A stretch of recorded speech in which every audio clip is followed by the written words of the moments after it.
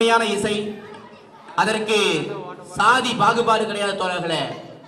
நாங்க பாத்தீங்கன்னா இது வேற திருமணம் அந்த பறை முழக்கம் என்பது வெளியே நிற்கும், உள்ள வர விட மாட்டாங்க.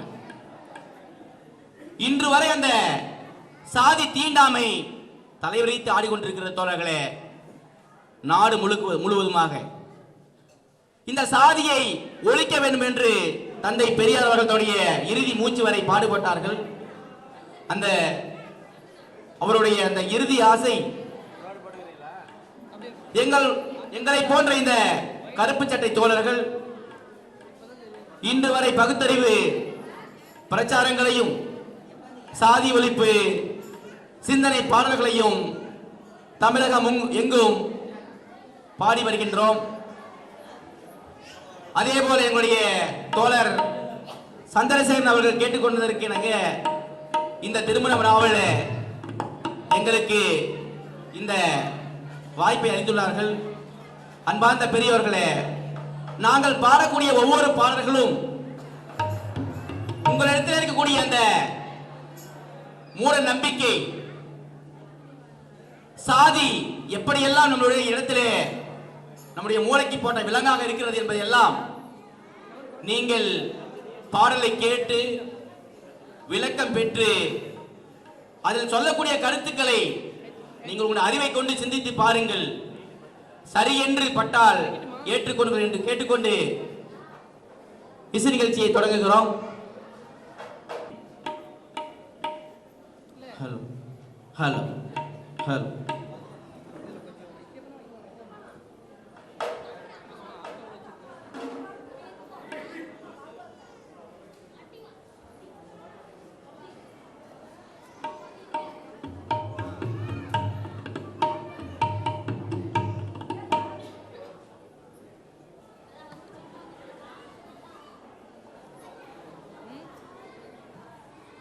மானங்கெடுப்பாரை அறிவை தடுப்பாரை மண்ணோடு பெயர்த்த கடப்பாரை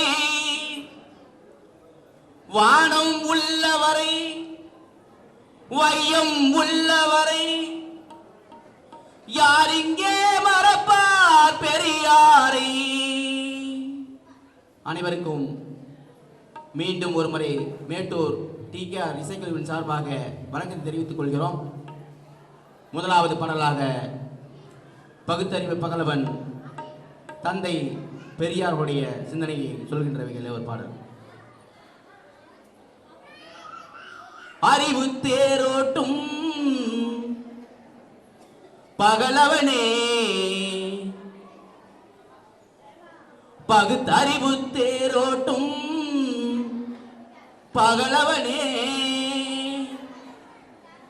மானமும் அறிவும் மனிதர் கழகின்ற மானிட தீப்பிளம்பே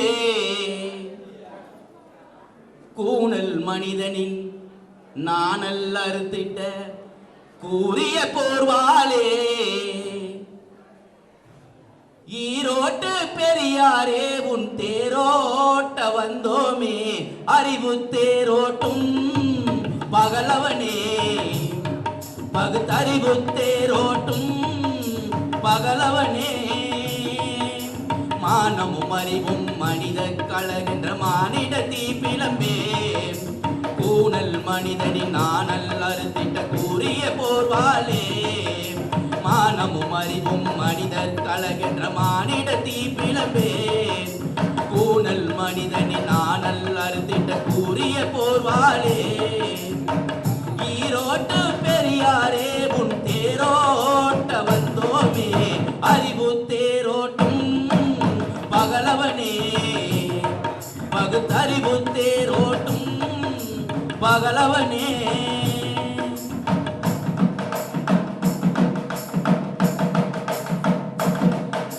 நிரந்தர அடிமையென மரத்தமிழன் வாழ்ந்திருந்தான் தலைவிதி என்று சொல்லி தன் நிலையில் தாழ்ந்திருந்தான். நிரந்தர அடிமையென மரத்தமிழன் வாழ்ந்திருந்தான் தலைவிதி என்று சொல்லி தன் நிலையில் தாழ்ந்திருந்தான். நரிகளுக்கெல்லாம் பல்லக்கு தூக்கி பலவீனமாக அவன் இருந்தான். நரிகளுக்கெல்லாம் பல்லக்கு தூக்கி நடைபீனமாக அவன் இருந்தான். உன் பழுக்க காட்சிய பேச்சால் உன் பழுக்க காட்சிய பேச்சால் அவன் பழமை தோலை உரி தெரிந்தாய். அறிவு தேரோட்டும் பகலவனே பகுத்தறிவு தேரோட்டும் பகலவனே.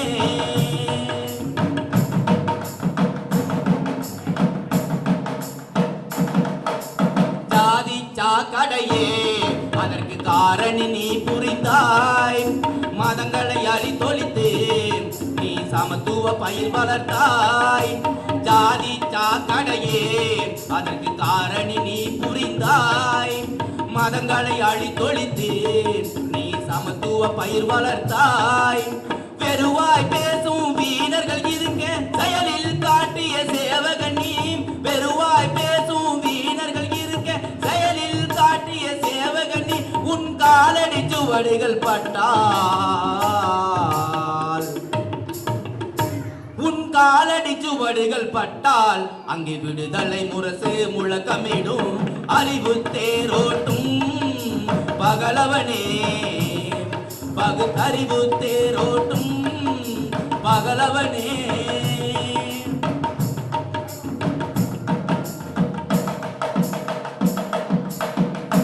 ஆணுக்கு நிரந்தரமாய் பெண் அடிமை என ஆனால் அவன் மோகம் கரையடக்க பெண் முழுதும் பலியானால்.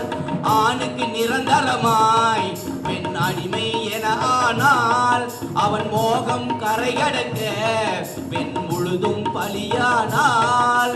பெண்ணுக்கு சமமாய் உரிமைகள் பேசி பெரும் போர் புரிந்த பெருமான் நீ. பெண்ணுக்கு சமமாய் உரிமைகள் பேசி பெரும் போர் புரிந்த பெருமான் நீ. உன் கைத்தடியும் உயிர் பெற்றால் உன் கைத்தடியும் உயிர் பெற்றால் அது மனிதம் காக்க நடைபோடும். அறிவு தேரோட்டும் பகலவனே பகுத்தறிவு தேரோட்டும் பகலவனே. மானமும் அறிவும் மனிதர் கழகென்ற மானிடத்தி பிளம்பே. பூனல் மனிதனின் நானல் அறுத்திட்ட கூறிய போர்வாலே. மானமும் அறிவும் மனிதர் கழகென்ற மானிடத்தி பிளம்பே. பூனல் மனிதனின் நானல் அறுத்திட்ட கூறிய போர்வாலே. ஈரோட்ட பெரியாரே உன் தேரோட்ட வந்தோமே. அறிவு தேரோட்டும் பகலவனே பகுத்தறிவு தேரோட்டும் பகலவனே. அடுத்ததாக தோழர் முத்துக்குமார் அவர்கள்.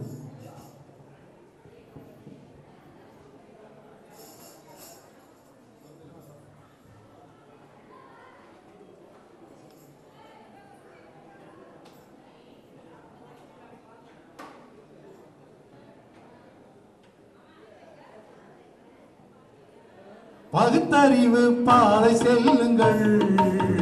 மூட பழக்கங்களை எதிர்த்து நில்லுங்கள். பகுத்தறிவு பாதை செல்லுங்கள். மூட பழக்கங்களை எதிர்த்து நில்லுங்கள். பெரியார் கருத்துக்களை ஏற்றுக்கொள்ளுங்கள்.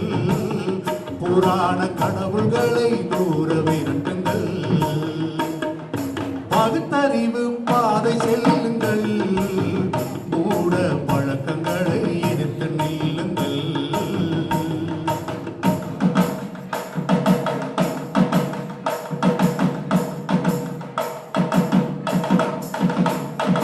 ஏழை என்றும் அடிமை என்றும் எவரும் இல்லையே. பிறப்பால் இழிந்த ஜாதி உயர்ந்த ஜாதி எதுவும் இல்லையே. ஏழை என்றும் அடிமை என்றும் எவரும் இல்லையே. பிறப்பால் இழிந்த ஜாதி உயர்ந்த ஜாதி எதுவும் இல்லையே. கோழையாக வாழ்வதிலே பெருமை இல்லையே. கோழையாக வாழ்வதிலே பெருமை இல்லையே. அறிவு கொள்கை வழி நடப்பவர்க்கு குறையும் இல்லையே. அறிவு கொள்கை வழி நடப்பவர்க்கு குறையும் இல்லையே. பகுத்தறிவு பாதை செல்லுங்கள். மூட பழக்கங்களை எதிர்த்து நில்லுங்கள், பெரியார் கருத்துக்களை ஏற்றுக்கொள்ளுங்கள், புராண கடவுள்களை தூர விரட்டுங்கள், பகுத்தறிவு பாதை செல்லுங்கள், மூட பழக்கங்களை எதிர்த்து நில்லுங்கள்.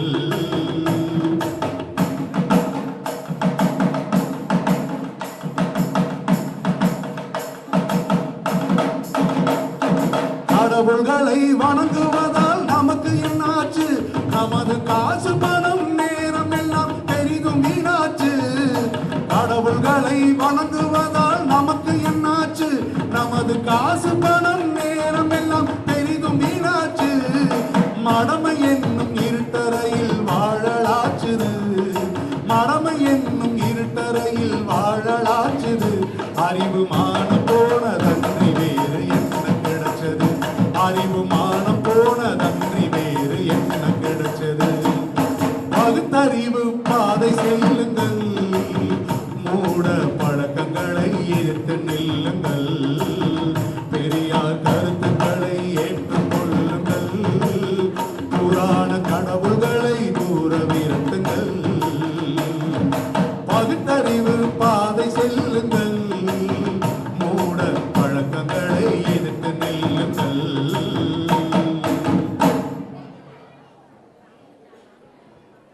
தோழர்களே, தோழர் பாடியது போல பகுத்தறிவு பாதையிலே நீங்கள் வாழ்க்கையை நடத்தினீர்கள் என்று சொன்னால் உங்களுக்கு எந்த விதமான சிரமமும் இருக்காது தோழர்களே. ஆனால் இன்று நிலைமை எப்படி இருக்கிறது என்று சொன்னால், இங்கே மக்கள் அனைவரும் மூட நம்பிக்கையிலே ஆழ்ந்து கொண்டிருக்கிற நிலையை இங்க இருக்கக்கூடிய ஊடகங்களும் பத்திரிகைகளும் தொலைக்காட்சி எல்லாம் பார்த்தீங்கன்னா அன்றாடம் பல்வேறு மூடத்தனமான நிகழ்ச்சிகளை செய்து கொண்டிருக்கிறது, காட்டிக் கொண்டிருக்கிறது தோழர்களே. இப்ப பாத்தீங்கன்னா எல்லாரும் வீட்டிலையும் எந்த படம் இருக்குதோ இல்லையோ 2 கழுத படம், 2 நரி படம் வீட்டுக்கு முன்னாடி. அது படிச்சவங்க வீட்லயும் இருக்கும், படிக்காத பாமரன் வீட்லயும் இருக்கும். படிக்காத பாமரன் எதுக்குன்னே தெரியாம வாங்கி வந்து மாட்டிருப்பான் வீட்டுல. படிச்சு பட்டம் பெற்று பதில கூடிய முட்டாள் என்ன பண்ணுவான்னா, தான் வாங்கக்கூடிய லஞ்ச பணத்தை காப்பாத்துறதுக்கு ஏதாவது ஒரு சாமியார்கிட்ட போறது, இந்த மாதிரி படத்தை வாங்கி மாற்ற நிலையெல்லாம் இருக்குது தோழர்களே. கொஞ்சமாவது சிந்திச்சு பாருங்க. 2 கழுத படத்தை வாங்கி மாட்டினா உனக்கு யோகம் வரும்னு சொன்னீங்கன்னா, ஆண்டாண்டு காலமாக 2 கழுது இல்ல 20 கழுதைய வீட்டுக்கு முன்னாடி நம்முடைய சலவை தொழிலாளி கட்டி வச்சுக்கிட்டு இன்னைக்கு வரைக்கும் துணி துவைச்சிட்டு தான் இருக்காரு. இதே போல பாத்தீங்கன்னா திஷ்டி பொம்மை வீடு கட்டுறதுக்கு ஆரம்பிக்கிறதுக்கு முன்னாடி அந்த படத்தை வாங்கி மாட்டிடுவாங்க. முன்னாடி மாட்டி வெளியில மறைச்சிட்டு, என்ன காரணம்னா, நான் கட்டுற வீட்டுக்கு திஷ்டி பட்டுருங்க. எங்கடா வரும் திஷ்டி உனக்கு? உங்ககிட்ட பணம் இருந்தா வீடு கட்டு. அது எப்படி பணம் இல்லாம நீ கடன் வாங்கி கட்டி விட்டு கடைசியா கடனாளி ஆகி போயிட்டேன், திஷ்டி பட்டுச்சு, இதெல்லாம் எப்படி சரியா இருக்கும்? அதுக்கப்புறம் பாத்தீங்கன்னா வாஸ்து. இந்த நோய் பாத்தீங்கன்னா எய்ட்ஸோட அதிகமா இப்போ மக்கள்கிட்ட பரவிட்டு இருக்கு. மோசமான ஒரு நோய் தோழர்களே. அது என்ன போடுறாரு? என்ஜினியர் சிவில் படிச்சிருக்காரு, அவர் என்ன போடுறாரு? பேருக்கு பக்கத்துல 100% வாஸ்து பிரகாரம் கடித்தரங்கிறாரு. அப்புறம் எப்படி மக்களை திருத்த முடியும்?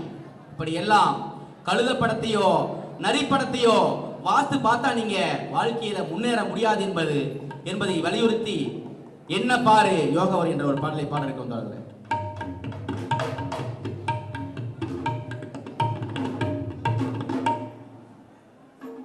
என்ன பாரு யோகம் வரும், கழுத நரி படம் கிளம்பிருக்கு,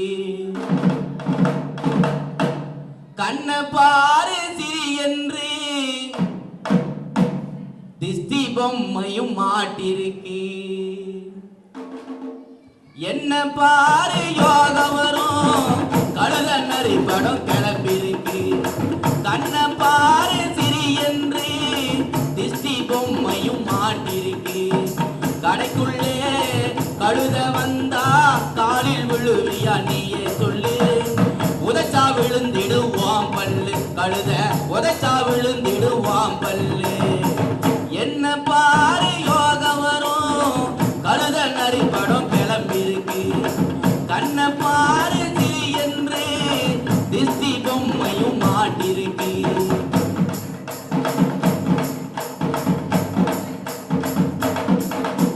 ஊனா போட்டா லாபமா, ஓம் என்றால் நடக்குமா எலும்புச்சம்பளம் முடிக்க என்றால் செய்யும் தொழில் தேருமா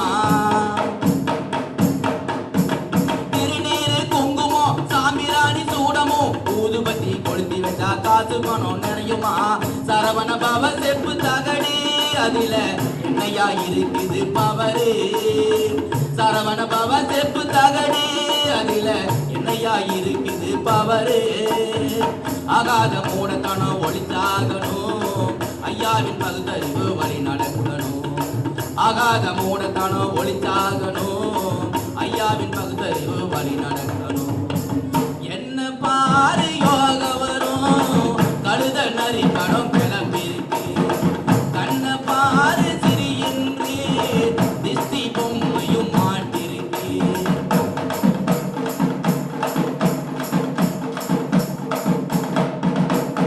அஞ்சு மாடி கட்டிடம் எதுக்கு வாச சாத்திரம் திறக்கும் போது பாப்பா வந்து தெளிக்கிறான் பசு மூத்திரம்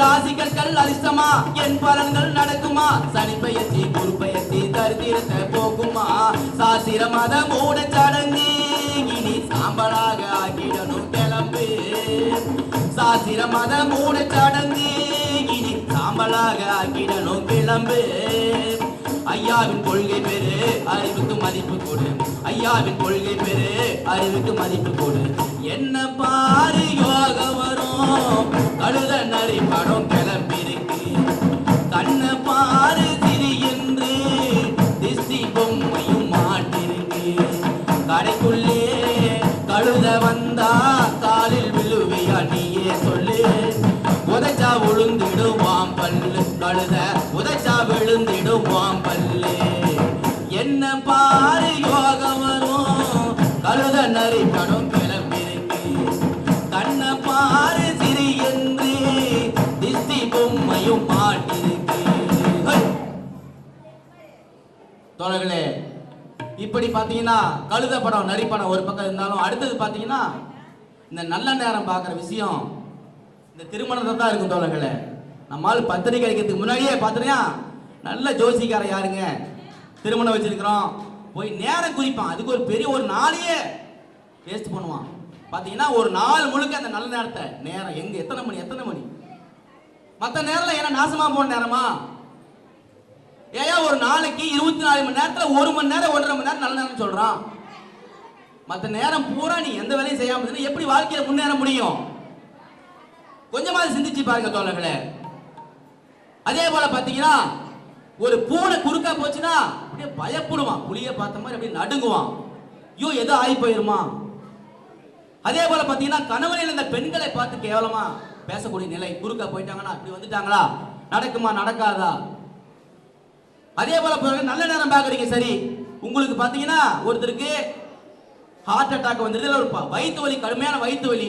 என்ன பண்றீங்க? இப்போ காலண்டரை பார்த்துட்டு டாக்டர் கிட்ட போலாமா வேணாமான்னு யோசிக்கிறீங்களா?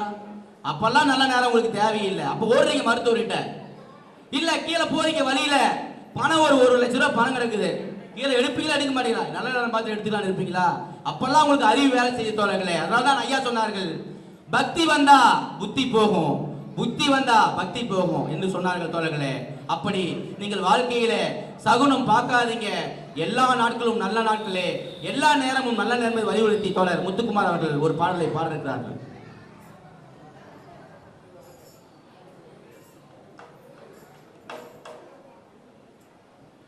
சகுனம் பார்த்து சகுனம் பார்த்து சந்தியில போன பாம்ப கண்டும் அலறுற, பள்ளியும் கத்துனா பதறுற. பாம்ப கண்டும் அலறுற, பள்ளியும் கத்துனா பதறுற. சகுனம் பார்த்து சந்தியில போன பாம்ப கண்டும் அலறுற, பள்ளியும் கத்துனா பதறுற. பாம்ப கண்டும் அலறுற, பள்ளியும் கத்துனா பதறுற.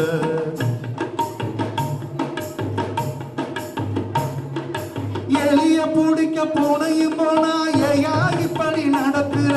நரியும் குறுக்க நல்லது பண்ணா நல்லது இன்னும் உளறுற. எலிய பிடிக்க பூனையும் போனா வீணா பேசி பழிக்கிற. நரியும் குறுக்க நடந்து போனா நல்லது இன்னும் உளறுற. ஏயா இப்படி அலறுற எதுக்கு இப்படி உளறுற ஏயா இப்படி அலறுற எதுக்கு இப்படி உளறுற சகுனம் பார்த்து சந்தியில போன பாம்ப கண்டும் அலறுற பள்ளியும் கத்துன பதறுற பாம்ப கண்டும் அலறுற பள்ளியும் கத்துன பதறுற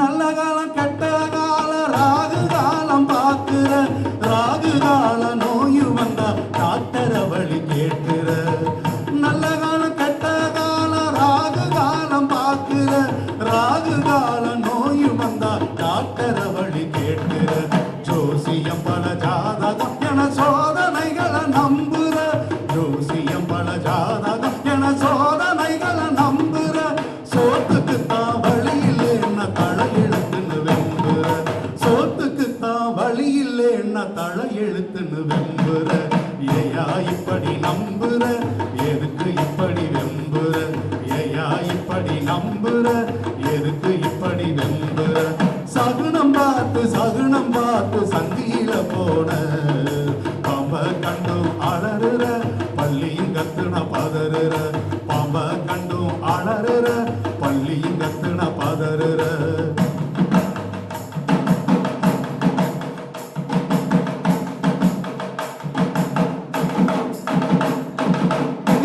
பொண்ணு எதிரில் வந்தா வீணா பேசி பழிக்கிற விறகு கட்டும் சுமந்து போன விழி பிழுங்க மொழிக்கிற விதவ பொண்ணு எதிரில் வந்தா வீணா பேசி பழிக்கிற விறகு கட்டும் சுமந்து போன விழி பிழுங்க மொழிக்கிற மனைவி இழந்த ஆண்கள் மட்டும் மறுமணம் செய்ய துடிக்கிற மனைவி இழந்த ஆண்கள் மட்டும் மறுமணம் செய்ய துடிக்கிற மங்கையரெல்லாம் உரிமை கேட்ட மடமைகள் சொல்லி ஒதுக்குற மங்கையரெல்லாம் உரிமை கேட்ட மடமைகள் சொல்லி ஒதுக்குற ஏயா இப்படி ஒதுக்குற எதுக்கு இப்படி வெறுக்கிற ஏயா இப்படி ஒதுக்குற எதுக்கு இப்படி வெறுக்கிற சகுனம் பார்த்து சந்தியில போன பாம்ப கண்டும் அலறுற பள்ளியும் கத்துன பதறுற பாம்ப கண்டும் அலறுற பள்ளியும் கத்துன பதறுற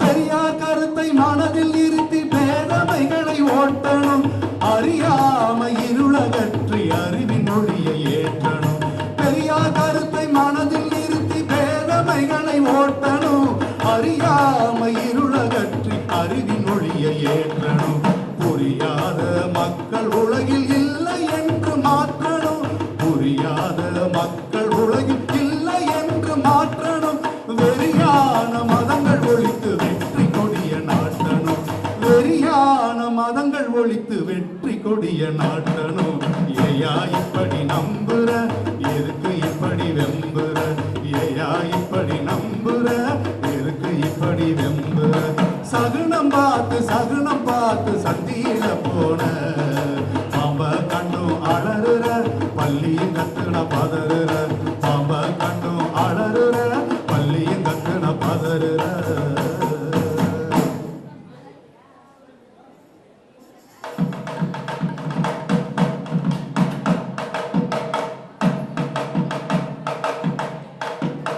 தோழர்களே, அடுத்ததாக தோழர் அருள்மொழி அவர்கள் உங்கள் மத்தியில் ஒரு தாலாட்டு பாடலை பாட இருக்கிறார்கள் தோழர்களே. ஏன்னா தாய்மாருக்கெல்லாம் தாலாட்டே மறந்து போயிருக்கும், யாரும் தாலாட்டுறதில்லை, எங்க தாலாட்டுறாங்க. அப்படி ஆட்டினா தாலாட்டினா கூட அந்த குழந்தைக்கு பகுத்தறிவு சிந்தனையை சொல்லக்கூடிய யாராவது ஒரு வரியை பாடுவாங்களான்னா இல்லை.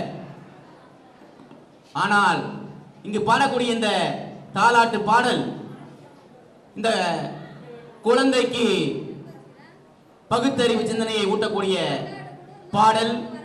அந்த பாடல் வரிகளை கேளுங்கள். அந்த பாடல் வரியில கல்லு சிலை மேல பாலை கொட்டக்கூடிய நிலை இன்று இருக்கிறது. இன்னைக்கு பாத்தீங்கன்னா தைப்பூசம் தோழர்களே, இன்னைக்கு பாத்தீங்கன்னா கொஞ்ச நேரத்துல எல்லாம் குடத்தோட கிளம்பிட்டாங்க பெண்கள். அன்றாட 1/2 லிட்டர் பால் வாங்க இன்னைக்கு 2 லிட்டர் 3 லிட்டர் வாங்கி குடத்துல ஊத்திக்கிட்டு கொண்டு போய் அந்த பாலை வீட்டுக்கு கொண்டு போய் ஏதா பயனுள்ள தயிரோ பாலோ குடிச்சாங்கன்னா பரவாயில்ல, அதை கொண்டு போய் அந்த கல் சிலை மேல கொட்டி அதுல வரிஞ்சு வர பாலை எடுத்து தீர்த்தமா கொடுக்கக்கூடிய இந்த நிலை இருக்கிறது. இவையெல்லாம் தேவையா என்பதை வலியுறுத்தி பாடல்.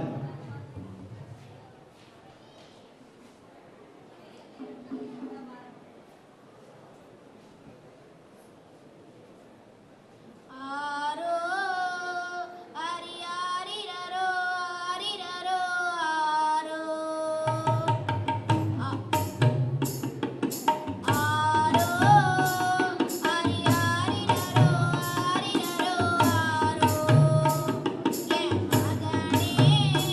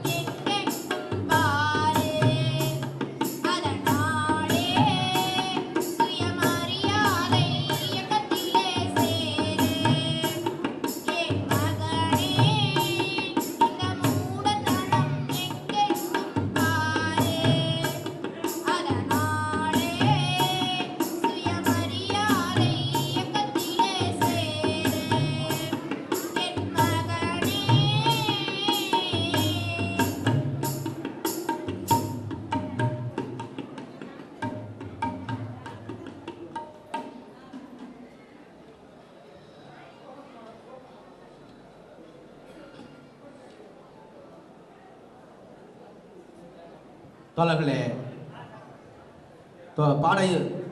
தோழியர் பாடியது போல இந்த மக்களிடத்திலே ஜாதி எனும் இந்த மூட நம்பிக்கை மனு சாஸ்திரத்திலே சொல்லியது போல இன்று வரை நடைமுறைப்படுத்தப்பட்டு வருகிற தோழர்களே. அந்த மனு சாஸ்திர எரிப்பு போராட்டத்தினை திராவிட விடுதலை கழகம் நடத்தி இருக்கிறது. அதற்கெல்லாம் நீங்கள் ஆதரவை தர வேண்டும் என்று கேட்டுக்கொண்டு, அடுத்ததாக நம்முடைய மக்களிடத்தில் இருக்கக்கூடிய இந்த மூட நம்பிக்கையில கோயிலுக்கு போறது பாத்தீங்கன்னா தோழர்களே, அது எல்லாரும் பெண்கள், குறிப்பாக பெண்கள் அன்றாடம் தினமும் போறவங்க சில பேர், வெள்ளிக்கிழமை போறவங்க சில பேர் என்ன பண்றாங்க தோழர்களே, தேங்காய் பழத்தெல்லாம் வாங்கிக்கிட்டு போய் ஒரு குறிப்பிட்ட தூரம் வரைக்கும் தான் நீங்க போக முடியும். உள்ள கருவறைக்குள்ள நீங்க எட்டி பார்க்க தான் முடியும் சாமியை. அந்த இடத்துல போகணும் என்ன பண்றீங்க, நீங்க கொண்டு போன தேங்காய் பழத்தை தட்டை அங்க கொடுத்துட்டு வெளியே நிக்கிறீங்க. அந்த பாப்பா என்ன பண்றான், தேங்காயை வாங்கிட்டு தேங்காய் பழத்தை வாங்கி தேங்காயை உடைச்சி பெரிய மூடிய அவன் எடுத்துக்கிட்டு சின்ன மூடிய உங்களுக்கு கொடுக்குறான். தந்தை பெரியார் அவர்கள் சொன்னாங்க, டேய் நீங்க பக்தியோட இரு, கோயிலுக்கு வேணா போனி, ஆனா நீயே அந்த தேங்காய் பழத்தை எடுத்து போய் உடைச்சிட்டு 2 மூடியை நீயே எடுத்துக்கிட்டு வா, பழத்தை நீயே எடுத்துட்டு வந்துரு. ஆனா பாப்பா என்ன பண்றான், நீங்க கொண்டு போற தேங்காய் பழத்துல தேங்காயை உடைச்சு பெரிய மூடிய அடிமூடியை எடுத்துக்கிட்டு மேல் மூடி உங்களுக்கு வைக்கிறான், நீங்க வாங்கிட்டு வரீங்க. இப்படி எல்லாம் நீங்கள் பக்தியிலே ஆட்பட வேண்டாம் என்று சொல்லி ஒரு பாடல்.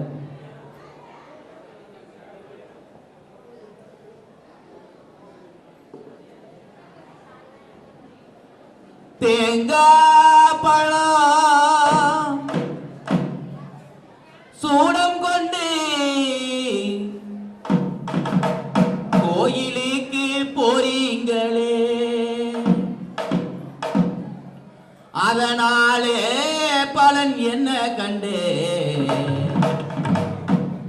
காசு பணம் எல்லாம் பாழாகுதே, கால நேரம் வீணாகுதே. தேங்காய் பழம் சூடம் கொண்டு கோயிலுக்கு போறீங்களே, தேங்காய் பழம் சூடம் கொண்டு கோயிலுக்கு போறீங்களே, அதனாலே பலன் என்ன கண்டு காசு பணம் எல்லாம் வீணாகுதே, கால நேரம் பாழாகுதே. அப்படி தேங்காய் பழம் சூடம் கொண்டு கோயிலுக்கு போறீங்களே.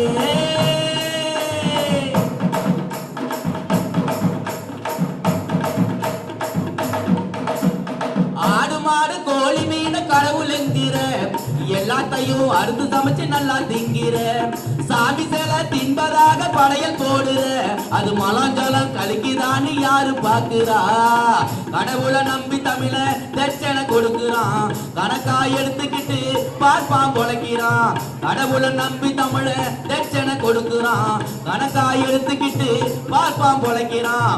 முன்னோர்கள் சொன்னதுன்னு மூடனை வாழாதே, முகத்தில பக்தியனோ சாயத்தை பூசாதே, முன்னோர்கள் சொன்னதுன்னு மூடனை வாழாதே, முகத்தில பக்தியனோ சாயத்தை பூசாதே. தேங்காய் பழம் சூடம் கொண்டு கோயிலுக்கு போறீங்களே, தேங்காய் பழம் சூடம் கொண்டு கோயிலுக்கு போறீங்களே.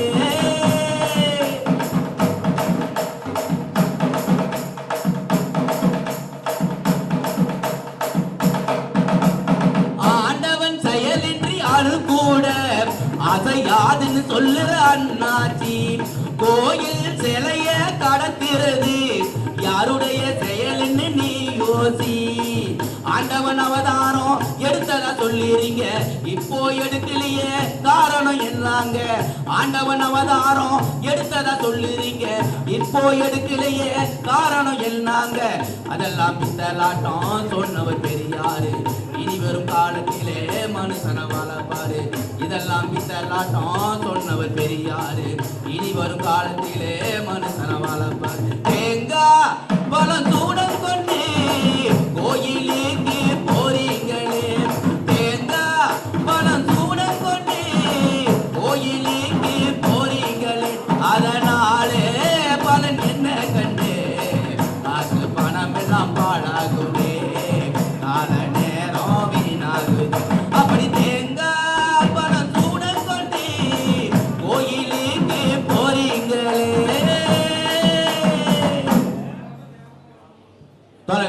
இப்படி ஒரு பக்கம் தேங்காய் பழத்தோட ஒரு பக்கம் நீங்க போனீங்கனாலும் அடுத்தது பாத்தீங்கன்னா சாமியார் தேங்காய் பழத்தை எடுத்துட்டு கோயிலுக்கு போறீங்க. அடுத்தது எங்க போறீங்க தோழங்க? அன்றாடம் பாத்தீங்கன்னா ஒவ்வொரு நிகழ்ச்சி நடந்துகிட்டே இருக்கு.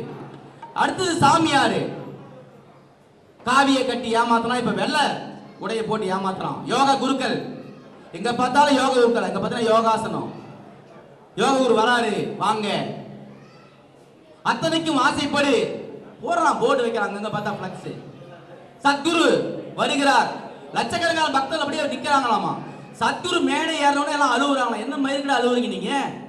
சாமியார் தான் மேலைக்கு வந்திருக்காரு, எதுக்கு அழுவுறீங்க? அழுவுறாங்களாம். அவரை பார்த்தோன்னே எல்லாம் கண்ணீர் விடுறாங்களாம். ஏன்னு கேட்டா அவ்வளவு பக்தியா. ஏண்டா நாங்க பாத்தீங்கன்னா இப்ப எங்களுடைய தோழருக்கு திருமணம் இருக்குது, நீங்க எல்லாம் வந்திருக்கீங்க, மணமக்கள் பெற்றோர் வந்திருக்கீங்க, உறவினர் வந்திருக்கீங்க. நாங்கள் பாடக்கூடிய இந்த பாடல்கள் எல்லாம் இந்த மக்களை மானமுள்ள மக்களாக, அறிவுள்ள மக்களாக, பகுத்தறிவு சிந்தனை உள்ள மக்களாக, ஜாதி பேதமற்ற மக்களாக வாழ வேண்டும் சொல்லிட்டு நாங்க நிகழ்ச்சியை நடத்துறோம். எங்களுடைய தலைவர் பேச போறாரு, அவர் செய்தியை சொல்ல போறாரு. ஆனா அந்த சத்குரு இந்த சாமியார்கள் என்ன சொல்றாங்க? என்ன நம்பு, வா வர்றான், லட்சக்கணக்கா போறான். பகுத்தறிவு சொல்ற நாங்க கூட்டம் போட்டோம்னா 100 பேர் வர மாட்டேங்கிறான். சாமியார் கூட்டம் போட்டா லட்சக்கணக்கா போறான். என்ன தோழர்களே, இப்படி சாமியார்களுடைய மோசடியை விளக்கி எங்களுடைய தோழர் முத்துக்குமார் அவர்கள் சாமியாரு ஜாக்கிரதம் என்ற பாடலை பாட இருக்கிறார்கள்.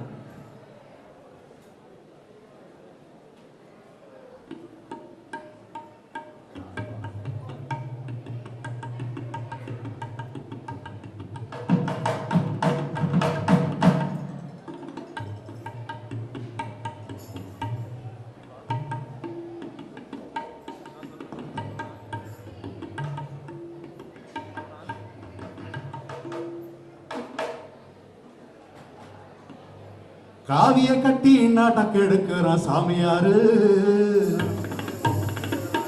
அவன் கதைய முடிக்க பாட்டு படிக்கிற நீ கேளு. சாமிய காட்டுறான் என்று சொல்லியே ஏய்ப்பாரு, அத நம்பும் ஜனங்களை நாசமாக்கியே சாய்ப்பாரு, அத நம்பும் ஜனங்களை நாசமாக்கியே சாய்ப்பாரு. ஐயோ சாமியாரு ஜாக்கிரதம்மா, இந்த ஜனங்களுக்கு சொன்னாலும் புத்தி வருமா. சாமியாரு ஜாக்கிரதம்மா, இந்த ஜனங்களுக்கு சொன்னாலும் புத்தி வருமா. காவிய கட்டி நாட்டக்கு எடுக்கிற சாமியாரு, அவன் கதைய முடிக்க பாட்டு படிக்கிற நீ கேளு. சாமிய காட்டுற என்று சொல்லியே ஏற்பாரு, சாமிய காட்டுற என்று சொல்லியே ஏற்பாரு, அத நம்பும் ஜனங்களை நாசமாக்கியே சாய்ப்பாரு, அத நம்பும் ஜனங்களை நாசமாக்கியே சாய்ப்பாரு. ஐயோ சாமியாரு ஜாக்கிரதம்மா, இந்த ஜனங்களுக்கு சொன்னாலும் புத்தி வருமா. சாமியாரு ஜாக்கிரதம்மா, இந்த ஜனங்களுக்கு சொன்னாலும் புத்தி வருமா.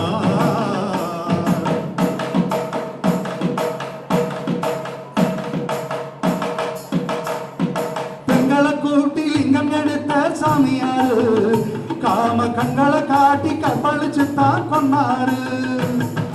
பெண்களை கூட்டி லிங்கம் எடுத்த சாமியாரு, காம கண்களை காட்டி கற்பழிச்சுத்தான் கொன்னாரு. ஆசிரமத்தில் விபச்சாரத்தை வச்சாரு, ஆசிரமத்தில் விபச்சாரத்தை வச்சாரு.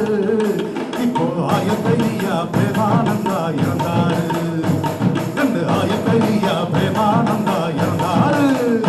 ஐயோ சாமியாரு ஜாக்கிரதம்மா, இந்த ஜனங்களுக்கு சொன்னாலும் புத்தி வருமா.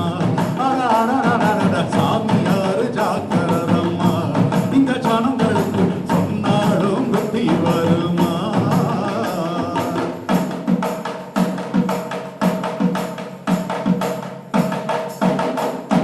கதவத்திர காத்து வரும் என்பாரு, அவர்தான் நித்யானந்தா சாமின்னு சொல்வாரு. கதவத்திர காத்து வரும் என்பாரு, அவர்தான் நித்யானந்தா சாமின்னு சொல்வாரு. கதவை திறந்து பார்க்கும்போது என்னாச்சு, கதவை திறந்து பார்க்கும்போது என்னாச்சு. சினிமா நடிகையோட உல்லாசமாயடாது, சினிமா நடிகையோட உல்லாசமாயனாரு ஐயோ சாமியாரு ஜாக்கிரதம்மா இந்த ஜனங்களுக்கு சொன்னாலும் புத்தி வருமா அடடடடடட சாமியாரு ஜாக்கிரதம்மா இந்த ஜனங்களுக்கு சொன்னாலும் புத்தி வருமா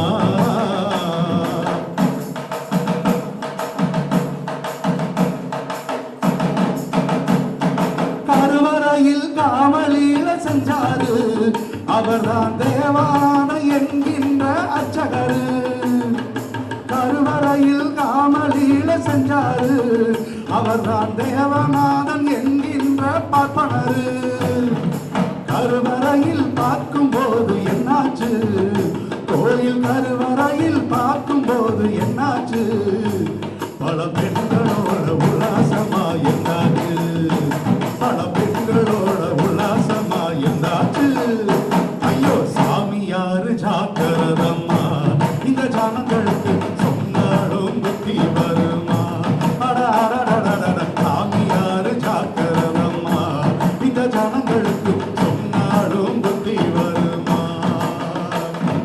காவிய கட்டி நாட்டம் கெடுக்கிறான் சாமியாரு அவன் கதைய முடிக்க பாட்டு படிக்கிற நீ கேளு சாமிய காட்டுற என்று சொல்லியே ஏற்பாரு சாமிய காட்டுற என்று சொல்லியே ஏற்பாரு அத நம்பு ஜனங்களை நாசமாக்கியே சாய்ப்பாரு அத நம்பு ஜனங்களை நாசமாக்கியே சாய்ப்பாரு ஐயோ சாமியாரு ஜாக்கிரதம்மா இந்த ஜனங்களுக்கு சொன்னாலும் புத்தி வருமா அடடடடடட சாமியாரு ஜாக்கிரதம்மா இந்த ஜனங்களுக்கு சொன்னாலும் புத்தி வருமா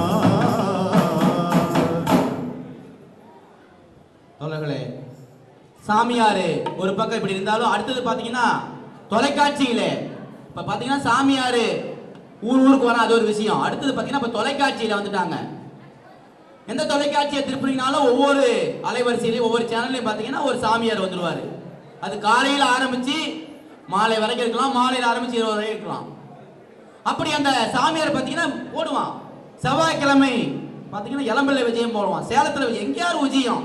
எத்தனை மணியிலிருந்து இத்தனை மணிலிருந்து இத்தனை வரைக்கும் உங்களுக்கு பாத்தீங்கன்னா நேரம் ஒதுக்கலாம் சாமியாரை பாக்குறதுக்கு. தொலைபேசி எண் கீழே ஓடிக்கிட்டே இருக்கு. நீங்க இந்த எண்ணெய் தொலைவு வச்சுக்கோங்க, நீங்க வாங்க இங்க வாங்க. எதுக்குடா வர சொல்ற, யாராவது கேக்குறீங்களா? போறாங்க, கூட்ட கூட்டமா போறாங்க. தோழர்களே தொலைக்காட்சியில் வரக்கூடிய சாமியார்கள் என்ன பண்றாங்க, என்ன சொல்றாங்கன்னு பாத்தீங்கன்னா அதுல வேற நேரலை வேற. அங்க பாத்தீங்கன்னா ஒருத்தரை வச்சுக்கிட்டு ஒரு வர்ணனை பண்றதுக்கு ஒருத்தர் வச்சுக்கிட்டு நேரடியா தொலைக்காட்சியில பதிவு பண்றாங்க. தோழர்களே, ஒரு சாமியார் என்ன பண்றான்னா ஒரு பொதுமக்கள் அந்த பிரச்சனையை சொல்லக்கூடிய ஒருத்தனை உள்ள உட்கார வச்சுக்கிட்டு அவங்ககிட்ட கேட்கறான். நான் பாத்தீங்கன்னா ஒரு 2 நாளைக்கு முன்னாடி தொலைக்காட்சியை நான் பார்த்தேன்.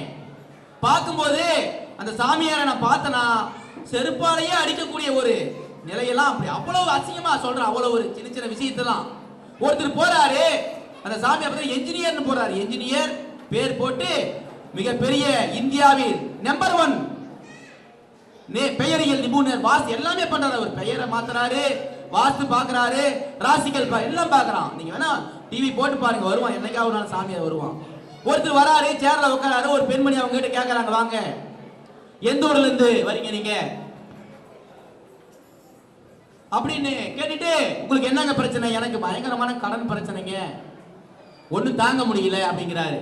சரிங்க எல்லாம் கேட்டுட்டு அவர் ஒரே ஒரு விஷயம் சொல்றாரு. நீங்க ஷூ போடுவீங்களா? ஷூ போடுவீங்களான்னு கேட்கறாரு. அவர் சொல்றாரு, ஆமாங்க நான் ஷூவை போடுவேன். எப்படிங்க போடுவீங்க அப்படின்னு கேட்கறாரு. நான் சேர்ல உட்காந்து 2 ஷூவை பக்கத்துல வச்சு போடுவேங்க அப்படின்னு சொல்றாரு. அதாங்க நீங்க தப்பு பண்ணிட்டீங்க, அதான் நீங்க தப்பு பண்றீங்க, அதனாலதான் உங்களுக்கு கடன் பிரச்சனை. நீங்க என்ன பண்றீங்க, நாளையில இருந்து ஒரு ஷூவை பக்கத்துல வச்சுக்கிட்டு ஒரு ஷூவை தூரமா வச்சுக்கிட்டு நீங்க போய் நடந்து போய் போடுங்க, உங்க கடன் பிரச்சனை தீருன்னு சொல்றான். உண்மையாலுமே நான் தொலைக்காட்சியில் பார்க்கும்போது இப்படி எல்லாம் இந்த தொலைக்காட்சி கேவலமான ஒரு அறிவுக்கு புறம்பான செய்தி எல்லாம் பரப்பிக்கிட்டு இருக்கிறானே, இவனெல்லாம் கேட்கறதுக்கு போறாங்களேங்கிற இந்த நிலையெல்லாம் கேட்கும்போது வெட்கப்படக்கூடிய சூழல் வருகிற தோழர்களே. இப்பொழுது எங்களுடைய இசை நிகழ்ச்சியில இறுதியாக ஒரு இந்த பாடலை தொடர்ந்து என்னுடைய கழக தலைவர் அவர்கள் இந்த மரபலாவை நடத்தி வைக்க இருக்கிறார்கள். அறிவியல் கண்டுபிடிப்பு அத்தினையும் வெளிநாடு, ஆண்டவனை நம்பி அழிஞ்சது நம்ம நாடு. இவன் கண்டுபிடிச்சதெல்லாம் உதிராட்ச கொட்டை, திருநீரு பட்டை, விதவிதமாடிக்கிறான் தலை மொட்டை மொட்டை மொட்டை. இது மட்டுமா? கம்ப்யூட்டர்ல ஜோசியம், இன்டர்நெட்ல ஜாதகம், கம்ப்யூட்டர்ல ஜோசியம், இன்டர்நெட்ல ஜாதகம், இமெயில்ல வழிபாடு எப்படி முன்னேறும் நம்ம நாடு, இமெயில்ல வழிபாடு எப்படி முன்னேறும் நம்ம நாடு.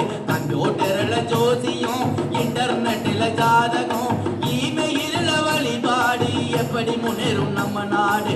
கம்ப்யூட்டர்ல ஜோசியம்.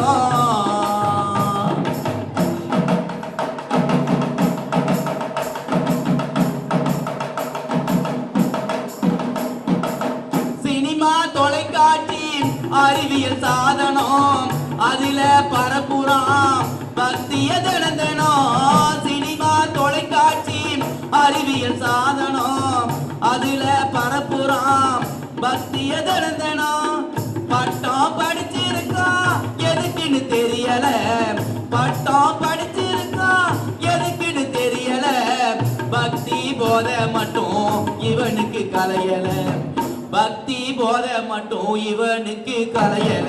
கம்ப்யூட்டர்ல ஜோசியம், இன்டர்நெட்ல ஜாதகம், கம்ப்யூட்டர்ல ஜோசியம், இன்டர்நெட்ல ஜாதகம், இமெயில்ல வழிபாடு எப்படி முன்னேறும் நம்ம நாடு, இமெயில்ல வழிபாடு எப்படி முன்னேறும் நம்ம நாடு. கம்ப்யூட்டர்ல ஜோசியம்.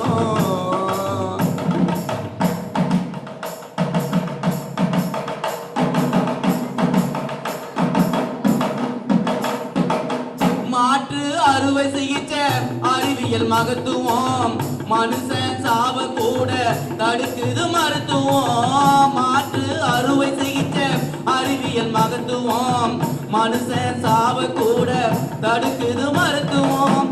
மனிதன மீறி எந்த சக்தியும் இல்லைங்க, மனிதன மீறி எந்த சக்தியும் இல்லைங்க. மடத்தனமாக நீங்க எதையும் நம்பாதீங்க, மடத்தனமாக நீங்க எதையும் நம்பாதீங்க. கம்ப்யூட்டர்ல ஜோசியம், இன்டர்நெட்ல ஜாதகம், கம்ப்யூட்டர்ல ஜோசியம், இன்டர்நெட்ல ஜாதகம், இமெயில்ல வழிபாடு எப்படி முன்னேறும் நம்ம நாடு, இமெயில்ல வழிபாடு எப்படி முன்னேறும் நம்ம நாடு. கம்ப்யூட்டர்ல ஜோசியம். தோழர்களே, எங்களுடைய இசை நிகழ்ச்சி தொடர்ந்து இந்த மேடையில வாழ்க்கை துறை ஒப்பந்த விழாவினை எங்களுடைய கழக தலைவர் தோழர் கொளத்தூர் மணி அவர்கள் நடத்தி வைக்க இருக்கிறார்கள்.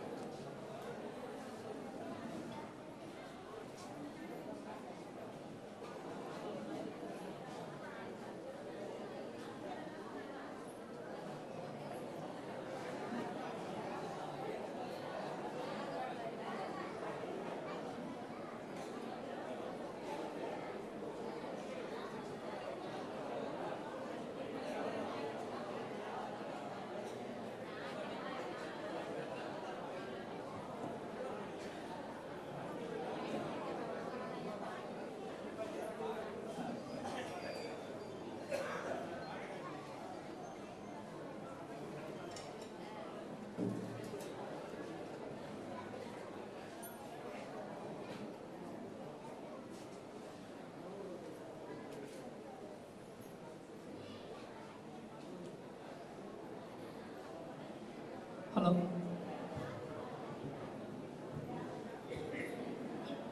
அன்பார்ந்த உறவினர்களே,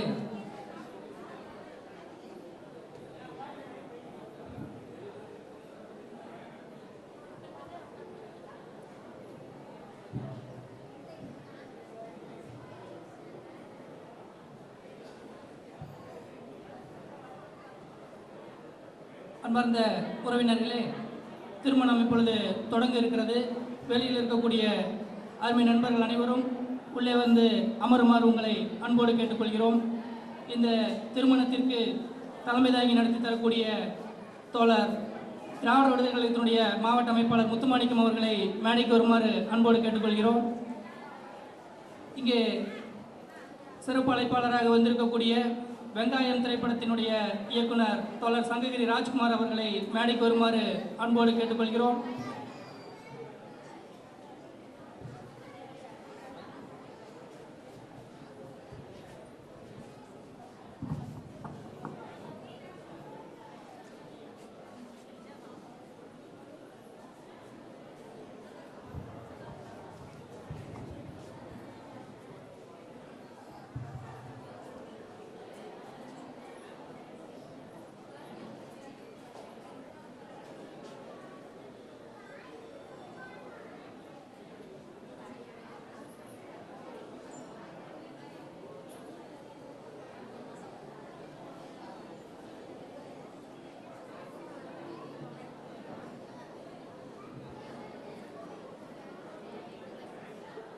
தோழர் பிரியங்கா சந்திரசேகரன் ஆகியோருடைய திருமணத்திற்கு இந்த திருமண விழாவை நடத்தி தர வந்திருக்கக்கூடிய திராவிட விடுதலை கழகத்தினுடைய தலைவர் தோழர் கொளத்தூர் மணி அவர்களே, வாழ்த்துறை வழங்க வந்திருக்கக்கூடிய வெங்காயம் திரைப்படத்தினுடைய இயக்குனர் சங்ககிரி ராஜ்குமார் அவர்களே, இந்த நிகழ்ச்சியினுடைய தலைமையேற்று நடத்தி கொண்டிருக்கக்கூடிய மாவட்ட அமைப்பாளர் தோழர் முத்துமாணிக்கம் அவர்களே, மற்றுமுள்ள கழக பொறுப்பாளர்களே, தோழர்களே, வந்திருக்கக்கூடிய உறவினர்களே, நண்பர்களே, உங்கள் அனைவரையும் மணமகன் மணமகள் ஆகிய இரு வீட்டாரின் சார்பாகவும் திராவிடர் விடுதலை கழகத்தின் சார்பாகவும் உங்களை அன்போடு வரவேற்கிறோம். பொதுவாக கருப்பு சட்டைக்காரர்கள் என்றாலே, பெரியார் இயக்கத்தை சார்ந்தவர்கள் என்றாலே ஏதோ நேர் எதிராக நம் மக்களுடைய நம்பிக்கைக்கு எதிராகவே செய்யக்கூடியவர்கள், எதையும் ஆப்போசிட்டாக செய்கிறவங்க அப்படின்னு நிறைய பேர் கருதி கொண்டிருக்கிறார்கள். இந்த சுயமரியாதை திருமணம் என்பதை கூட ஏதோ வித்தியாசமாக பண்ண போகிறாங்க என்று ஒரு விதமான பயத்தில் தான் பல உறவினர்கள் இங்கே வந்திருக்கக்கூடும். ஆனால் பெரியாரினுடைய கொள்கை என்பது அப்படியே நேர் எதிராக எதாக இருந்தாலும் எதுக்கு எடுத்தாலும் ஆப்போசிட்டாக செய்யணும் அப்படிங்கிற எண்ணமெல்லாம் கிடையாது. இங்கே கூட இந்த மேலே ஒட்டியிருக்கிற இந்த பொன்மொழிகள்லாம் நீங்கள் படிச்சிருப்பீங்க. அந்த ஒரு பொன்மொழி பார்த்தீங்கன்னா, அது பெரியார் சொல்லியிருக்கார், நெருப்பும் அம்மிக்கல்லும் எனக்கு எதிரானதல்ல, நெருப்பு அடுப்பில் இருக்கட்டும், அம்மிக்கல் மளிகை ஜாமான்களை அரைப்பதற்கு பயன்படட்டும், அது இருக்க வேண்டிய இடத்தில் இருக்கட்டும் என்பதுதான் பெரியாருடைய கொள்கை. அதுபோல பகுத்தறிவு என்பது எதையும் பகுத்து பார்த்து எது தேவை எது தேவையில்லை என்று பிரித்து பார்ப்பதுதான் பகுத்தறிவு. இதை செய்வதால் நமக்கு நன்மையா தீமையா என்று சிந்தித்து பார்த்து தேவையானவற்றை நமக்கு பயன்படக்கூடியவற்றை மட்டும் ஏற்றுக்கொண்டு தேவையில்லாத விஷயங்களை விட்டுவிட வேண்டும் என்ற அடிப்படையில் தான் இந்த சுயமரியாதை இயக்க திருமணத்திலே பல்வேறு சடங்குகள் எல்லாம், தேவையில்லாத சடங்குகள் எல்லாம் ஒதுக்கப்பட்டு இப்படி நடைபெற்று கொண்டிருக்கிறது. சுயமரியாதை திருமணம் என்றாலே ஏதோ ஒரு தலைவர் வைத்து தான் நடத்த வேண்டும் என்றெல்லாம் கிடையாது. எது தேவையோ, இந்த தலைவரை எல்லாம் எதற்காக வர வைத்திருக்கப்பட்டிருக்கிறார்கள் என்று சொன்னால், நாம் ஏன் இந்த திருமணத்தை செய்கிறோம், வழக்கமாக செய்யக்கூடிய திருமணங்களினால் நமக்கு என்னென்ன இழிவுகள் இருக்கிறது, பார்ப்பனர்கள் நம்மை எப்படி இழிவுபடுத்துகிறார்கள், அந்த மூட நம்பிக்கைகளால் நமக்கு என்ன கஷ்டங்கள் என்பதை எல்லாம் விளக்க வேண்டும். ஏன் இந்த திருமணங்களை இப்படி செய்கிறோம் என்று விளக்குவதற்காகத்தான் இங்கே எங்களுடைய தலைவர்கள் எல்லாம் வரவழைக்கப்பட்டிருக்கிறார்கள் என்பதை நீங்கள் எல்லாம் முதலிலே அறிந்து கொள்ள வேண்டும் என்று கேட்டுக்கொண்டு, முதலில்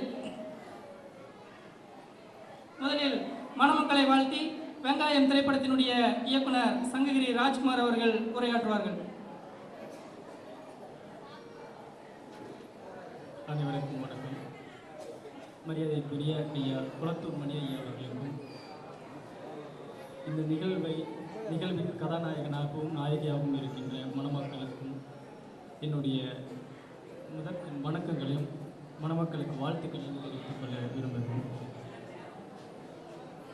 தோழர் வந்து எனக்கு அழைப்புதல் கொடுக்க வரும்பொழுதே எனக்கு ஒரு முக்கியமான செய்தியை சொன்னார்.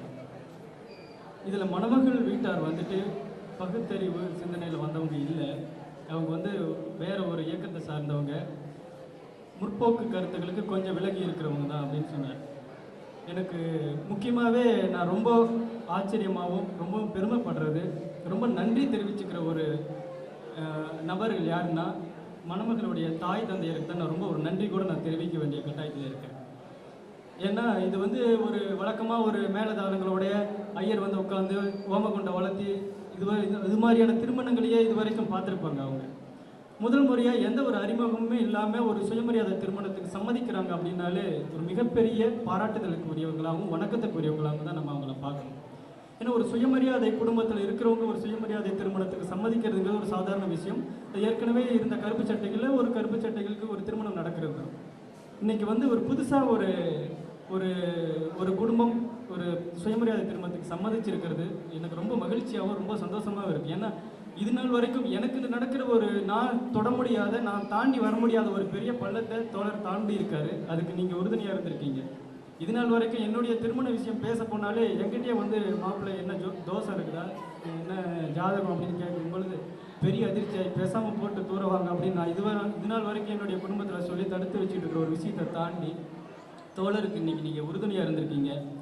நான் திரும்பவும் அழுத்தமாக நான் சொல்லிக்கிற விஷயம் என்னென்னா, நீங்கள் என்ன ஒரு கருப்பு சட்டைக்காரங்களுக்கு திருமணத்துக்கு நம்ம பொண்ணு கொடுத்துருக்குறோமே அப்படிங்கிற விஷயம் உங்களுக்கு எந்த விதத்துலையும் தடங்களாவோ ஒரு அச்சமாவோ இல்லாமல் இருந்தாலும் நீங்கள் சமாதானப்படுத்திக்கிட்டு இந்த விஷயத்தை நீங்கள் செஞ்சுருந்தா கூட நீங்கள் யாருன்னு எனக்கு தெரியல.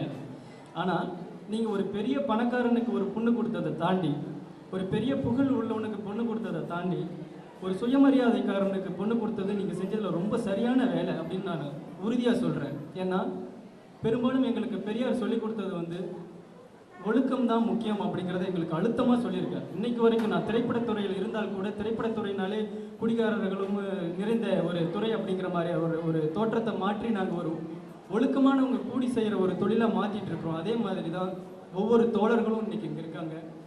நீங்கள் எந்த விதத்துலையும் திரும்பவும் நான் முக்கியமாக சொல்கிறது, எந்த விதத்துலையும் உங்கள் பொண்ணுக்கான விஷயத்தை ரொம்ப சரியாக செஞ்சுருக்கீங்க.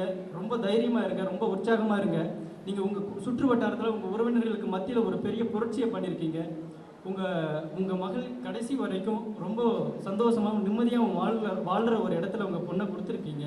அந்த விதத்தில் நான் உங்கள் குடும்பத்தில் ஒருத்தனாக இருந்து நான் மணமக்களை வாழ்த்தி நான் ரொம்ப மகிழ்ச்சி அடைகிறேன், ரொம்ப சந்தோஷமாக இருக்கேன். நன்றி, வணக்கம். கூடுதலாக தோழருக்கு என்னுடைய கூடுதல் வாழ்த்துக்கள். நான் முதல் முறையாக கலந்துக்கிற சுயமரியாதை திருமணம் கூட நான் அதிகம் கலந்துக்கிட்டதில்லை. தோழர்களுக்கு நான் அவங்களுக்கு அவங்க குடும்பத்துக்கு நான் ஒரு உறுதி கொடுத்துருக்கேன். அதை நீங்கள் கண்டிப்பாக காப்பாற்றுவீங்க நம்பிக்கை இருக்குது. நீங்கள் எல்லா விதத்துலையும் ரொம்ப மகிழ்ச்சியாக வாழணும்னு சொல்லி நான் வாழ்த்து விடைபெறுகிறேன். நன்றி, வணக்கம். அடுத்ததாக ஏன் இந்த சுயமரியாதை திருமணம் என்பதை விளக்கி கழகத் தலைவர் தோழர் கொளத்தூர் மணி அவர்கள் விளக்க உரையாற்றி இந்த திருமணத்தை நடத்தி வைப்பார்கள்.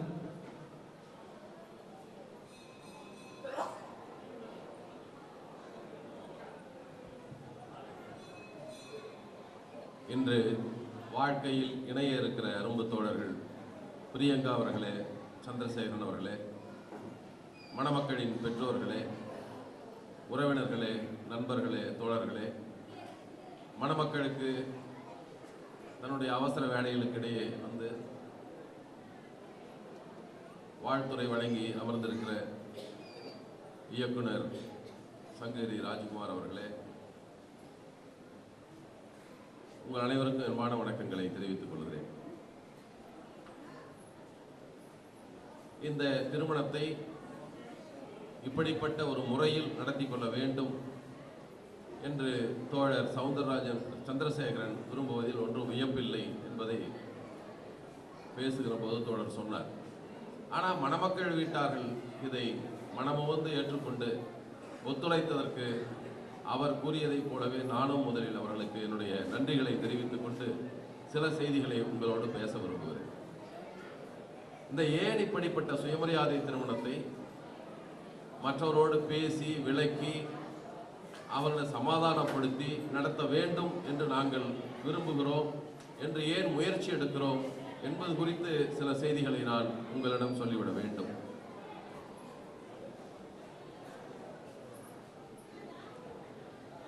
இந்த இப்படிப்பட்ட ஒரு திருமண முறையை வழக்கமாக ஆண்டாண்டு காலமாக பல முறைகளில் செய்து வந்திருக்கிறார்கள்.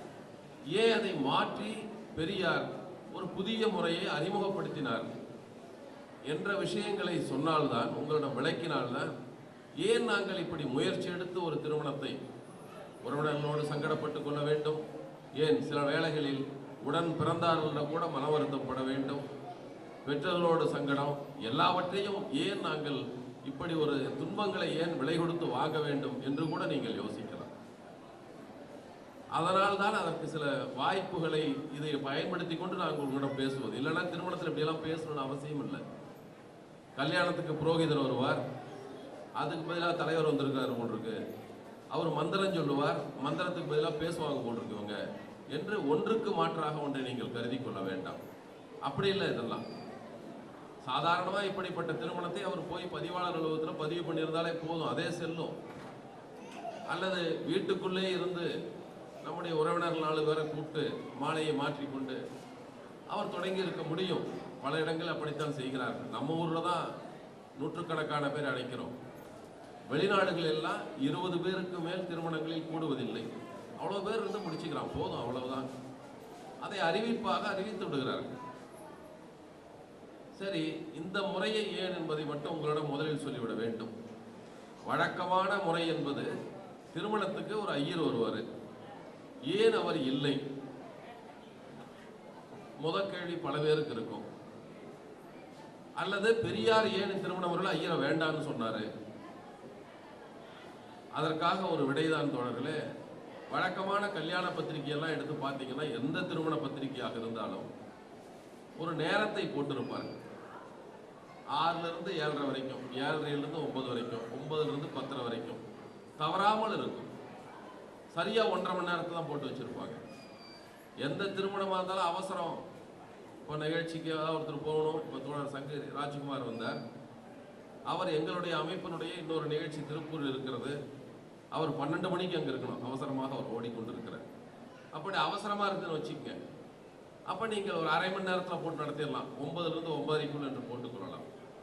அல்லது கொஞ்சம் நல்லா நேரம் நிறையா இருக்குது, கொஞ்சம் விரிவாக பண்ணலாம்னா 9லிருந்து 12 வரைக்கும்னு போடலாம். இரண்டையும் போடாமல் எல்லா கல்யாணத்திலும் 1.5 மணி மட்டும்தான் போடுறாங்க. ஏன் 1.5 மணி நேரத்தை போடுறாங்க? அதுதான் அதற்கு பின்னால தான் நமக்கு தெரியாது, நம்மகிட்ட சொல்றது இல்லை. ஆனால் உள்ளே சாஸ்திரங்களில் சிலவற்றை வைத்திருக்கிறார். என்ன சாஸ்திரத்தில் வச்சிருக்காங்க தோழர்களே? நாம் உழைக்கும் மக்களாகிய நாம், அதாவது இந்த சமுதாயத்துக்கு வேணுங்கிற உற்பத்தி பண்ற மக்கள், அது உணவாக இருந்தாலும், உடையாக இருந்தாலும், வீடாக இருந்தாலும், இதையெல்லாம் உற்பத்தி பண்ற மக்களை எல்லாம் இந்து மதம் சூத்திரர்கள்னு சொல்லுது. நாமெல்லாம் நாடா ஜாதிக்காரங்க. அதுல வேணா நாம கொஞ்சம், நான் கொஞ்சம் மேல, நீ கொஞ்சம் கீழே என்று சொல்லிக் கொள்வோம். ஆனால் ஒட்டுமொத்தமாக இந்து மதத்தில் சூத்திரர்கள் தான். எந்த பெரிய ஜாதின்னு ஊர்ல சில பேர் சொல்லிக்குவான், சில பேர் சின்ன ஜாதியுமா. எல்லா ஜாதியும் பாப்பானுக்கு தீண்டத்தகாத ஜாதி தான். அவனை பொறுத்த வரைக்கும் நம்மளாம் சூத்திரர்கள், அவனுக்கு தீண்டத்தகாத ஜாதி தான். அவன் என்ன செய்யறான்னா, அவன் சாஸ்திரத்தில் எழுதி வைத்திருக்கிறான், நமக்கெல்லாம் திருமணம் செய்து கொள்ளுகிற யோகியதையே கிடையாது, நம்ம கல்யாணமே பண்ணிக்க முடியாது. அப்ப என்னதான் செய்வது? நீ வேணா ஒரு பொம்பளை வச்சுக்கலாம். ஐயோ எப்படிங்க, அது நல்லா இருக்காதே, நான் கல்யாணம் 4 பேருக்கு முன்னால செய்யணுமே என்று விருப்பப்பட்டால் அதுக்கும் ஒரு வழி வச்சிருக்கிறான். எல்லாத்துக்கும் வழி வைப்பான்ல, இதுக்கு ஒரு வழி வச்சிருக்கான். சரி சரி, உன் ஜாதி பண்ண முடியாது, நீங்க சின்ன ஜாதி, உன்னை பெரிய ஜாதியா மாத்துறேன்னு சொல்லி அந்த பெரிய ஜாதியா மாத்துறதுக்கு ஏதாவது ஒரு கெமிக்கல் வச்சிருக்கானா? இல்லை, மந்திரம் ஒன்று வச்சிருக்கிறான். அதை சொன்னா பெரிய ஜாதியா மாறிடுவீங்க. எதை சொன்னால், ஒரு மந்திரம் என்னிடம் இருக்கிறது, அந்த மந்திரத்தை சொன்னால் நீங்க பெரிய ஜாதி ஆயிடலாம். அந்த மந்திரத்தை சொல்லி உங்களுக்கு பூணூல் ஒன்றை போட்டு பெரிய ஜாதியா மாத்திடுவான். பரவாயில்லையே, பார்த்தா சின்ன ஜாதின்னு சொல்றானே ஊர்ல எல்லாம், இப்படியே இருந்துக்கலாம்னா அதெல்லாம் முடியாது. அவன் ஏமாத்துவான். இல்லை, மந்திரம் 3.25 நாளைக்கு தான் பழிக்கும். 3.25 நாளைக்கு என்பதுதான் 1.5 மணி நேரம். அவ்வளவு நேரம் தான் பழிக்கும், அதுக்கு மேல பழிக்காது. நீ நினைச்சுக்கலாம் வாழ்நாள் பூரா பெரிய ஜாதியா இருக்க முடியாது. 1.5 மணி நேரத்துக்குள்ள பூணூலை போட்டு பெரிய ஜாதியா மாத்தி அவசர அவசரமாக அந்த 1.5 மணி நேரத்தில் கல்யாணத்தை பண்ணி பூணுல கழட்டிடுவான். விட்டா தான் பரவாயில்லையே, நம்ம பெரிய ஜாதின்னு சொல்லிக்கலாங்க, முடியாது. அந்த 1.5 மணி நேரத்திற்கு நம்மை பெரிய ஜாதியாவாக்கி கல்யாணம் பண்ணுறான்.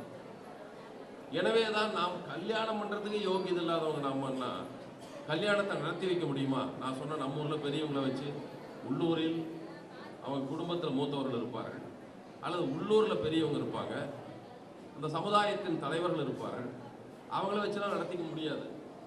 கல்யாணமே பண்ணிக்க முடியாதுன்னா கல்யாணத்தை இங்கே நடத்த முடியும். எனவே தான் நடத்தி வைக்கிற யோகியதை உங்களுக்கு கிடையாது, ரெண்டும் கிடையாது. கல்யாணமே பண்ணிக்க முடியாது, நடத்தி வைக்கவும் முடியாது. இதையெல்லாம் நடத்துறதுக்காக தான் ஒரு ஐயரை கூப்பிடுறோம். சரி, அவர் எப்படி நம்மிடம் எப்படி பழகுகிறார்? நம்ம எல்லாத்தையும் கூப்பிட்றோம். ஒளிபரிப்புக்காரரை கூப்பிட்டுருக்கீங்க, அவர் வந்த உடனே சொல்லுவாங்க 3 ஸ்பீக்கர் வைங்க, சவுண்டு கம்மியாக வைங்க, லைட் அங்கே போடுங்க, பண்ணுறாரு. அவர் சமையல்காரரை கூப்பிட்டுருக்கீங்க, என்ன பொரியல் பண்ணணும், என்ன இது பண்ணணும், அவர் செய்கிறார். இவர் நாம சொல்றதெல்லாம் செய்வாங்க. நான் திருமணத்திற்கு நாம் பணம் கொடுத்து அழைத்திருக்கிறோம், அவர்களை பேசி கூட்டி வந்திருக்கிறோம். ஆனா ஐயர் அப்படியா சொல்ல முடியுமா? அவன் நம்ம கிட்ட சொல்லுவான், நீ உட்காரு, தலையில கொட்டிக்கோ, வெந்திரி போ, அதை எடு இதை எடு. அவன் நமக்கு வேலை சொல்லிட்டு இருப்பான். பரவாயில்ல, சொன்னா கூட பயனுள்ள வேலைன்னா பண்ணலாம். ஏன் அதை செய்கிறான் என்றால், அவன் பெரிய ஜாதி. இந்த மணமக்களுடைய அக்கறையில் ஏதாவது அவனுக்கு அக்கறை இருக்குமா? குடும்பத்தில் பெரியவங்களோ, ஊரில் பெரியவங்களோ, அல்லது எங்களை போன்ற அமைப்பு கட்சிக்காரர்களோ வந்தால் அவங்க வாழ்க்கையில் நமக்கு அக்கறை இருக்கும். ஏதாவது ஒரு சிக்கல் வருகிற போது நாம் தலையிட்டு அவர்களுக்கு உதவியாக நிற்க வேண்டும் என்ற எண்ணம் இருக்கும். அவனுக்கு இருக்குமானா எதுவுமே இருக்காது. அன்னையோட முடிஞ்சு போச்சு உனக்கு அவனுக்கு உறவு, அதோட போயிடுவான். அப்படி போனாலும் பரவாயில்ல, நமக்கு உதவி செய்யலாம் போகுது. நம்மை கேவலப்படுத்துபவன் அவன். நீங்கள் யாரும் அவனை தொட்டுவிட முடியாது. அவனுக்கு வேணும், உங்க வீட்டுக்கு எதுக்கு கூட்டி வந்தாலும் சரி, கல்யாணத்துக்கு கூட்டி வந்தாலும் சரி, அல்லது வீட்டினுடைய வீடு திறப்புலாவை கூப்பிடுவீங்க, அல்லது வீட்டினுடைய இறுதி நிகழ்ச்சிகளுக்கு பெரிய நிகழ்ச்சி கூப்பிடுவீங்க. அவனுக்கு என்ன விருப்பமோ அதை தான் நீங்கள் அவனுக்கு கொடுக்கணும். எங்கள் அப்பாவுக்கு வந்து காரியம் பண்ண வந்திருக்கிறையா, ஏதாவது கொடு நீ. ஏன்னா இவர் தான் வந்து போஸ்ட் ஆஃபீஸ் மாதிரி, இவர்கிட்ட கொடுத்தா அது மேல் லோகத்துக்கு அப்பனுக்கு போய் சேரலாம் சொல்லுவான். சரி, எங்கள் அப்பா வந்து எப்போவுமே அவருக்கு வந்து கருவாட்டு குழம்பு ரொம்ப பிடிக்கும், எப்போவுமே பட்டசாராயம் தான் அடிப்பார், கறி ரொம்ப நல்லா சாப்பிடுவார். ஐயரே அதை கொஞ்சம் எங்கள் அப்பாவுக்கு சாப்பிட்டு அனுப்ப. எங்கள் அப்பா அவங்க சாப்பிடுவானா? அதெல்லாம் கிடையாது. எனக்கு பச்சரிசி, புழுங்கலரிசி கூட வாங்க மாட்டான், பச்சரிசியும் காய்கறியும் தான் வாங்குவார். ஏன்னா அவனுக்கு ஏதாவது தான், நம்ம எல்லாவற்றையும் இழிவாக சொல்லுவார். அவனுக்கு நம்ம கலரே இழிவு தான். கருப்புன்னா அவனுக்கு இழிவு, சிவப்பு தான் உயர்ந்தது. அவன் அப்படி தான் நம்மகிட்ட சொல்லி வச்சிருக்கான். அவன் பேசுகிற சமஸ்கிருதம் தான் உயர்ந்தது, நம்ம பேசுகிற தமிழ் கீழானது. எல்லாவற்றிலும் நமக்கு எதிராக நம்மை கேவலப்படுத்துவனாக இருக்கிறான், நம்மை மதிக்காதவனாக இருக்கிறான், நம்மை இழிஜாதியாக சொல்பவனாக இருக்கிறான். அப்ப நம்மால வீரமெல்லாம் பேசுவான், மதியாதார் தலைவாசல் மிதியாமை கோடி பெரியா. அவன் வீட்டுக்கெல்லாம் போகக்கூடாது, மதிக்கலன்னா அவன் வீட்டுக்கு போகக்கூடாது. வழக்கமாக சாதாரண மணமக்களாக நம்ம சந்திரசேகரன் இருந்தால் அவரே சொல்லுவார், அன்னைக்கு சந்தைக்கு போனப்போ அண்ணனை பார்த்தேன், என் பக்கம் திரும்பி எச்ச தூக்கிட்டு போகிறான், ஏன் வேற பக்கத்தை வச்சுக்கூடாது, நான் நிற்கிற பக்கமே பார்த்து துப்புனான், இனிமேல் அவன் வீட்டுக்கு போவாதம்மா. அல்லது உங்கள் அம்மா போனேன், இந்த கையில் தண்ணி கொடுக்குது, இனிமேலாம் நீ அவன் வீட்டுக்கு போகக்கூடாது, நான் கேவலப்படுத்திட்டாங்கம்மா. எது இவங்களுக்கு மான அவமானம் யாருகிட்ட வரும்னா சொந்தக்காரங்கிட்ட தான் வரும், அது நெருங்கிய உறவினிடம் தான் வரும். இதுக்கே இவ்வளவு கோவப்படுறீங்கன்னா நம்ம கீழான ஜாதி, சின்ன ஜாதி, உங்களுக்கு எதுக்கும் உரிமை கிடையாது, கல்யாணம் பண்ணிக்க முடியாது, எல்லாம் சொல்லி கேவலப்படுத்துறான். தொடாத, தூரமா உட்காருங்கிறான். அவனை எவ்வளவு நாம் இருக்க வேண்டும், நமக்கு மான மரியாதை இருக்குன்னா அதை விட எவ்வளவு கோபம் வரணும். இப்போ பெரியார் சொன்னார், அவர் எழுதியிருப்பாங்க, மானமும் அறிவும் மனிதருக்கு அழகுன்னு. மனிதன்னா அவனுக்கு அடையாளம் ரெண்டே தான், ஒன்று மான உணர்ச்சி வேண்டும், அறிவு வேண்டும். ரெண்டு தான் மனிதனுக்கு நமக்கும் மாட்டுக்குள்ள வித்தியாசம். இப்போ மான உணர்ச்சி உள்ளவன் நம்மை கேவலப்படுத்துகிற, இழிவுபடுத்துகிற பார்ப்பனரை விளக்குங்கள். அதுதான் முதல்ல பெரியார் சொன்னார். நமக்குள்ள வச்சுக்க, நம்மால வச்சுக்க, நீ மற்றவனை வைத்துக் கொள்ளாதே என்பது முதல் பெரியாருடைய சுயமரியாதை திருமன்று ஆரம்பித்த போது பார்ப்பன புரோகிதர்களை விளக்குங்கள் என்று சொன்னார். சரி, பாப்பான விட்டுறலாம். இப்போ பல சாதிகள் பார்ப்பனனை வெறுத்திருக்கிறார்கள் மிக நீண்ட காலமாக. உங்களுக்கு தெரிய, நம்ம ஊரில் எல்லா ஊர்லையும் இருப்பார்கள், ஐந்தொழில் செய்பவர்கள் என்று சொல்லுவார்கள், விஸ்வகர்மர் என்று சொல்லிக் கொள்வார்கள், அவங்க ஆசாரிகள் நம்ம சொல்லுவோம். அவர்கள் எப்போதும் பாப்பானை வச்சுக்க மாட்டாங்க, பார்ப்பானை வைத்துக் கொள்வதில்லை. ஏன்னா பிரம்மத்திலிருந்து தான் பிராமணர் பேர் வந்தது. அவன் உலகத்தை உற்பத்தி பண்ணவன். இவன் பாப்பான் எதை உற்பத்தி பண்றான், எனவே இவன் பாப்பான் இல்லைன்னு அவங்க சொல்லுவாங்க. அவங்க சாஸ்திரங்கள் அப்படித்தான் சொல்லுகிறாங்க. நாங்க தான் பிராமணர், எல்லாவற்றையும் உற்பத்தி செய்கிறோம், உலகத்தையும் நாங்க தான் உற்பத்தி பண்ணணும்னு சொல்லுவாங்க. எனவே நீ வேணாண்டா நான் கல்யாணம் பண்ணிக்கிறேன்னு சொன்ன சங்கதிகள்லாம் உண்டு. அவங்க நம்ம ஆங்கிலேயன் காலத்தில் கோர்ட்டுக்கே போய் தீர்ப்பு வாங்கினாங்க.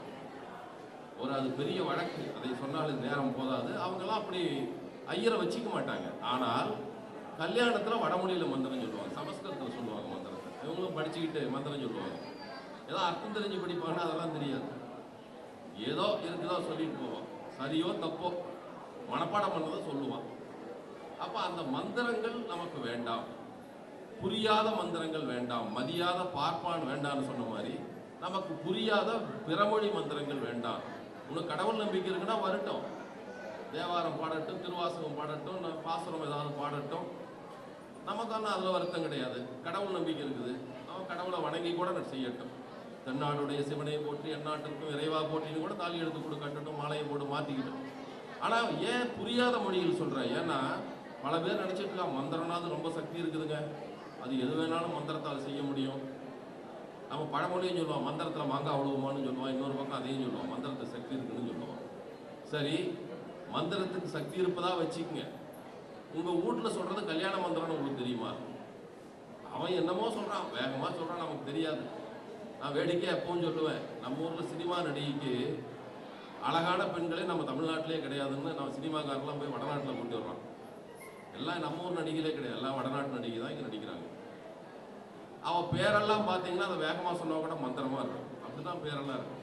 இந்த தமிழ் வருஷம்னு சொல்லிக்கிறான் கொஞ்சம் பேரை, அப்புறம் என்னமோ சொல்லுவான், அதை வேகமாக சொன்னாலே மந்திரம் மாதிரி தான் தெரியும்.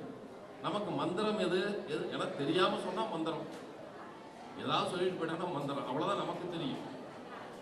ஏன்னா நான் எதுக்காக இதை சொல்கிறேன்னா, இப்படிப்பட்ட மந்திரத்தை மாற்றி சொன்ன நிகழ்ச்சி நிறைய நடந்திருக்கு. இந்த ஒசூர்லேயே ஒருத்தர் எழுதுறார், நம்ம ஆட்சி மொழி காவலர் ராமலிங்கனார்னு ஒருத்தர் இருந்தார். அவர் தான் ஆங்கிலத்தில் இருக்கிற சொற்கள்லாம் தமிழில் அரசாங்கத்தில் பயன்படுத்துகிற சொற்கள்லாம் மாற்றி அதை எழுதினார். முத எழுதுவார் அவர் தான், பெரிய தமிழறிஞர். அதற்கு பின்னால் பல பதவிகள் இருந்தவர் அவர். அவர் கல்வித்துறையில் தான் முதல்ல பணியாற்றினார், தலைமை ஆசிரியராக இருந்தார், கல்வித்துறை அதிகாரியாக இருந்தார். அப்புறம் தான் ஆட்சி மொழி பிரிவுக்கு அவர் போனார். அவர் ஒரு கல்யாணத்தை ஒசூரில் இருந்தபோது போகிறார். அந்த கல்யாணத்துக்கு அவருடைய சமஸ்கிருத வாத்தியாரும் கூட வர்றார், 2 பேரும் தான் போகிறாங்க. கல்யாணம் நடந்துட்டு இருந்து பார்க்குறான். நம்ம அந்த திருமண மணமகன் வந்து இவருடைய பழைய மாணவர், அதனால 2 பேரும் போயிருக்கிறாங்க. நடந்துகிட்டு இருக்குது, மந்திரம் சொல்லிட்டு இருக்காரு ஐயர். இவர் சமஸ்கிருதவாதியார் ஐயோ ஐயோ ஐயோ ஓடினாராம், ஏன்னா சொல்லிட்டே இருந்துச்சு, ஓடினாராம் மேடைக்கு. ஓடி ஐயர்கிட்ட போய் என்னவோ பேசிட்டு வந்துட்டாராம்.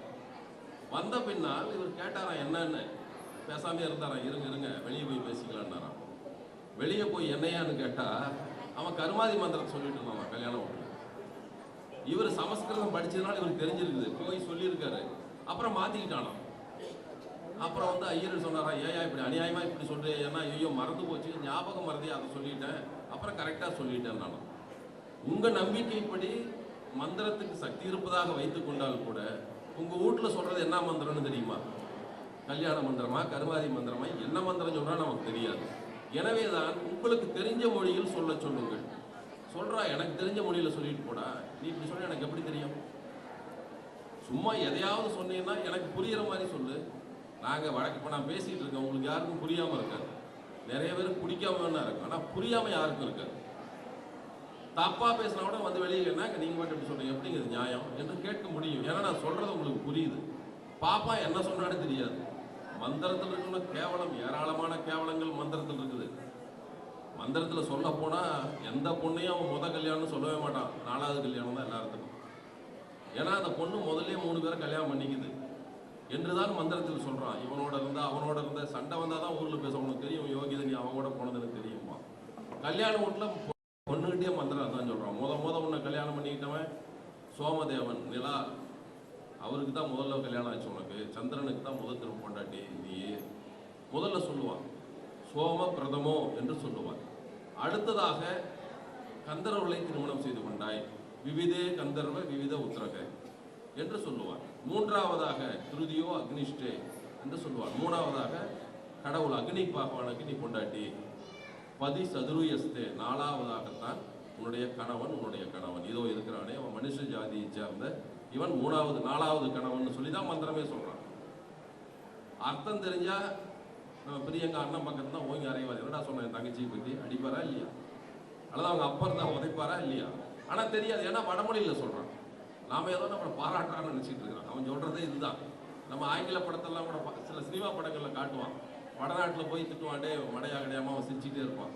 எங்கள் ஊரில் இது பாராட்டுற மொழி, புகழ் மொழின்னு சொல்லுவான். அப்படி சொன்ன மாதிரி தான் அவன் என்னமோ சொல்கிறான். அவனை பற்றி கேவலமா. பாரதிதாசன் ஒரு கவிஞர் இருந்தார். பெரியார் எப்படி பேசியதெல்லாம் பாட்டாக எழுதியவர். அவர் சொன்னார் ஒரு பாட்டில், மனத்தின் மறுநாள் மணப்பெண் நாளை தன் கதிர் செல்வன் புணரத் தருவதாம், தீயனும் இரண்டாம் நாளில் இன்பச் செல்வியை கந்தர்வர்வால் களப்புறத் தருவதாம், தீயனும் தெய்வம் மூன்றாம் நாளில் தூயல் பால் என்போம் துய்க்கை செய்வதாம், நாலாம் நாள்தான் மணமகன் புணர்வதாம், திராவிட மக்களின் செவியேற்குமோ இதை என்று சொன்னார்.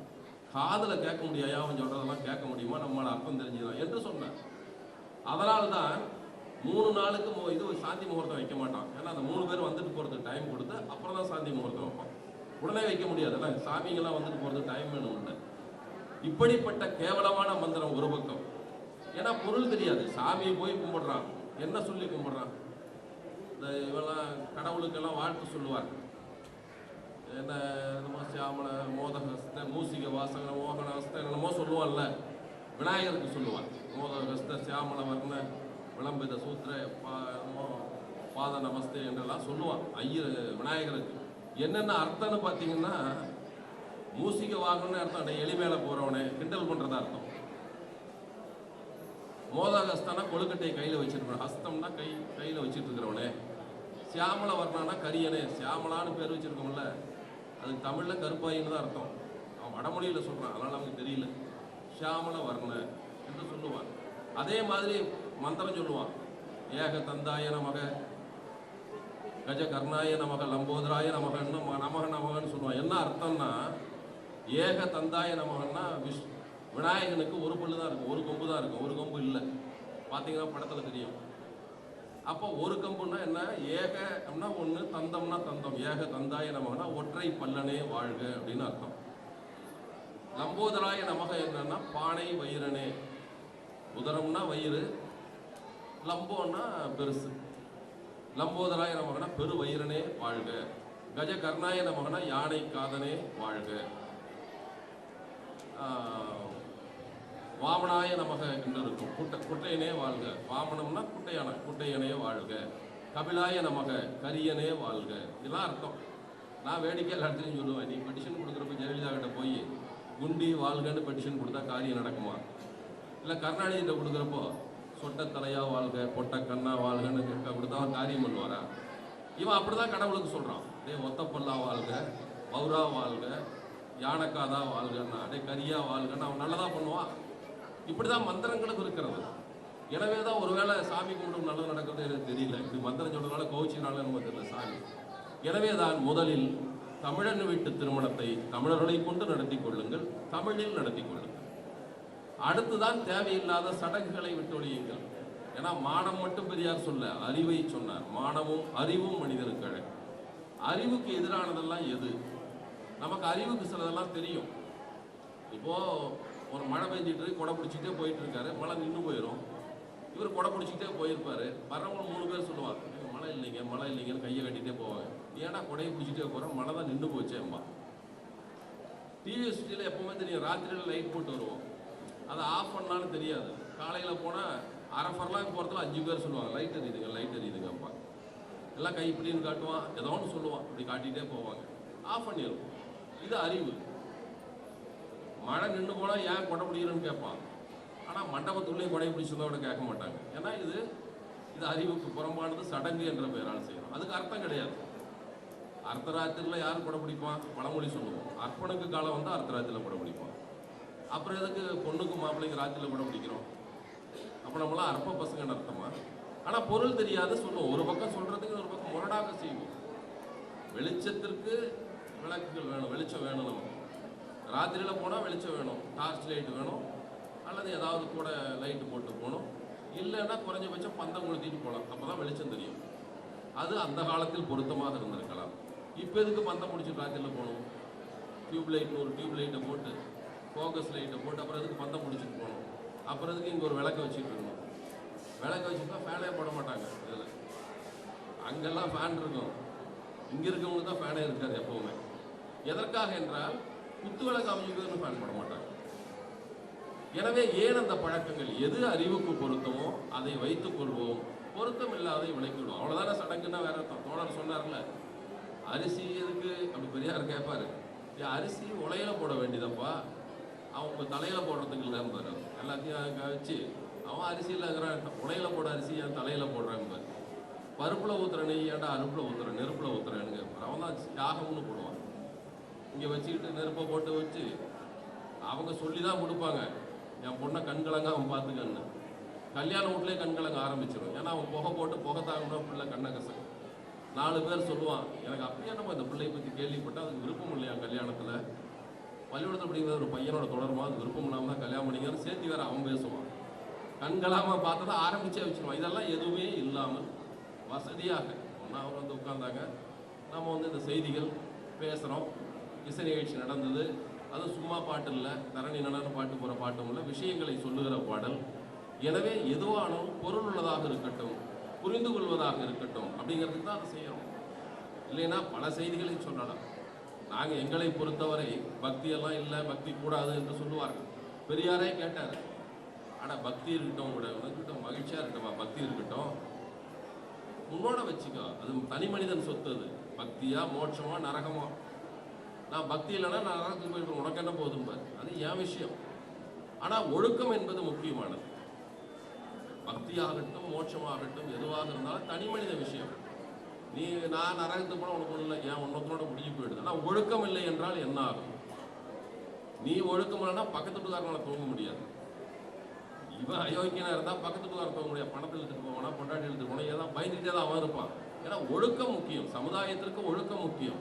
அதை பற்றி பேசாமல் பக்தியை பற்றி பேசுவது என்ன பொருள்னு சொல்லுவார். எனவே தான் நாங்கள் பக்திக்கு எதிரானவர்கள் அல்ல. ஆனால் அதை விட தேவையானதை விட்டு விட்டு பக்தி, அதுதான் சங்கராச்சாரியிலிருந்து தேவநாதன்லேருந்து நித்யானந்தாவிலிருந்து நம்ம பார்த்து கொண்டு இருக்கிறோம். பக்தி அவங்க வீட்டில் இருக்குது, ஒழுக்கம் கிடையாது. ஒரு மனிதன் அவரை பார்த்து பின்பற்ற முடியாது.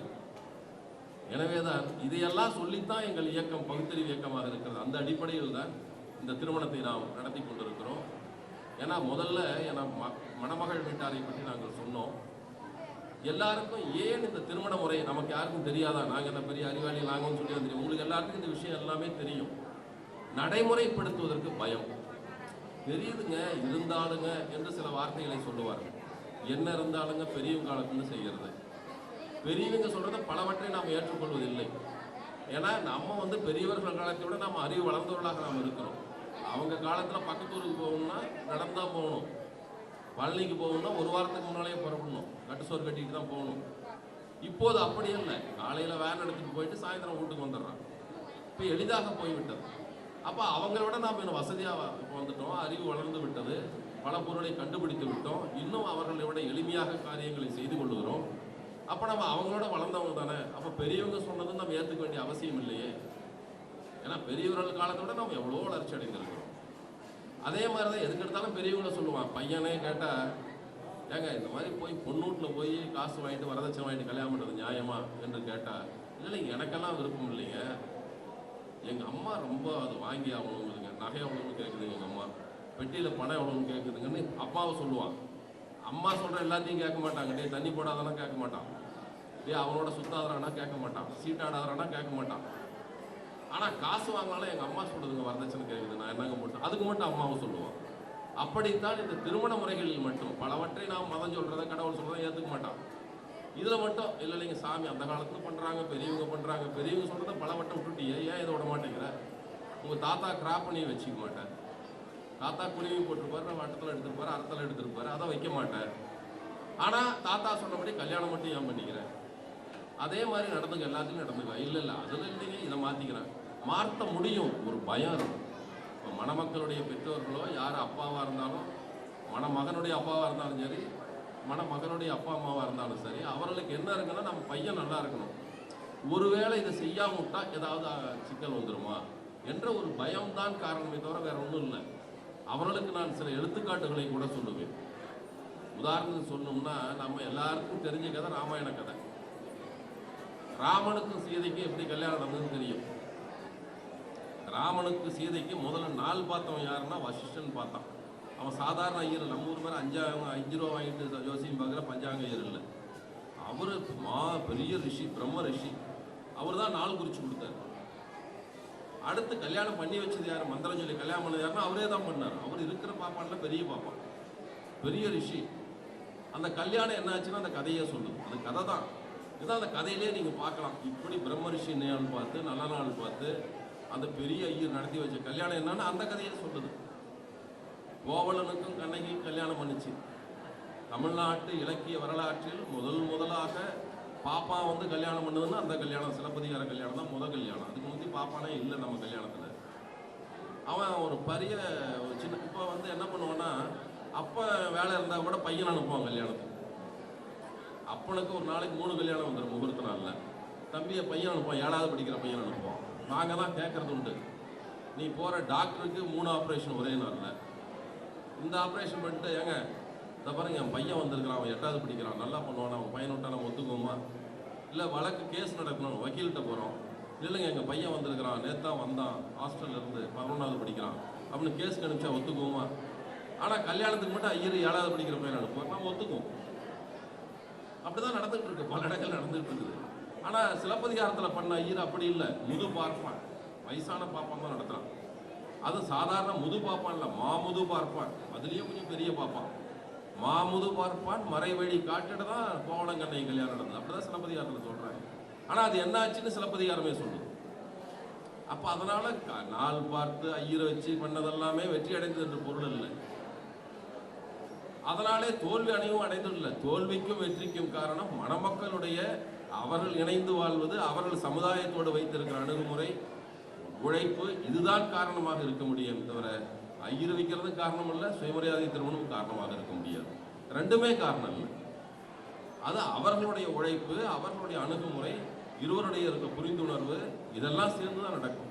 எனவே தான் நாங்கள் திருமண வழியை சொல்வது, நம்மை மதிக்காத பார்ப்பனர்களை விட்டுவிடுங்கள், புரியாத வடமொழி மந்திரங்களை விட்டுவிடுங்கள், அறிவுக்கு புறம்பான சடங்குகளை விட்டொழியுங்கள். நாம் நம்முடைய மான உணர்வுக்கேற்ப நம்முடைய தமிழ் மொழியில், தாய்மொழியில் அறிவுக்கு ஒத்த வகையில் திருமணங்களை நடத்தி கொள்வோம் என்பதுதான் சுயமரியாதை திருமணத்தினுடைய சுருக்கமான வடிவம். எனவே அப்படிப்பட்ட முறையில் தான் தோழர் சந்திரசேகர் அவரை பொறுத்தவரை எங்கள் அமைப்பில் ஒரு தீவிரமாக பணியாற்றுபவர். நாங்கள்லாம் பேசுகிறவங்க, யாருக்கும் எந்த விஷயம் பேசினா பிடிக்காது. ஒரு சினிமாவாக காட்டினா, நாடகமாக காட்டினா, கலை வடிவத்தில் காட்டினால்தான், பாட்டா பாடினா கொஞ்சம் புரியும். அதுபோல் அவர் எங்களுடைய வீதி நாடகம் என்கிற எங்களுடைய தெருவில் நடத்துகிற நாடகத்தில் அவர் ஒரு கலைஞர். அதன் வழியாக பெரியார் கருத்துக்களை பரப்பக்கூடிய ஒரு திறனுள்ள, ஒரு நல்ல, ஒரு ஈடுபாடுள்ள கழகத் தோழர். அவருக்கும் இப்படி நம்முடைய மதிப்புக்குரிய அன்புக்குரிய தோழர் பிரியங்கா அவர்களுக்கும் நடக்கிற இந்த மனவிழாவில் வந்திருந்த உங்களுக்கு இதை மட்டும் செய்தியாக வைத்து, ஏன்னா நேரம் அதிகம் ஆகிட்டு, ஐயர் வந்தால் கூட 1/2 மணி நேரத்தில் முடிச்சிருப்பார், இவங்க 1 மணி நேரம் ஆகும், நீங்கள் நினைக்கக்கூடாது. எனவே இந்த அளவோடு அவர்களுக்கு இந்த வாழ்க்கை திருநல ஒப்பந்தத்தை நிறைவேற்றி வைக்க விரும்புகிறேன். உங்கள் பெற்றோர் அன்போடு கேட்டுக்கொள்கிறோம். மணமகன் மணமகளுடைய பெற்றோர்களை மேடைக்கு வருமாறு அன்போடு கேட்டுக்கொள்கிறோம். 2 பேருடைய அப்பா அம்மாவும் தயவு செஞ்சு மேடைக்கு வாங்க. திருமணம் நடக்க இருப்பதால் 2 பேரும் முதல்ல மேடைக்கு வருமாறு அன்போடு கேட்டுக்கொள்கிறோம். ஏங்க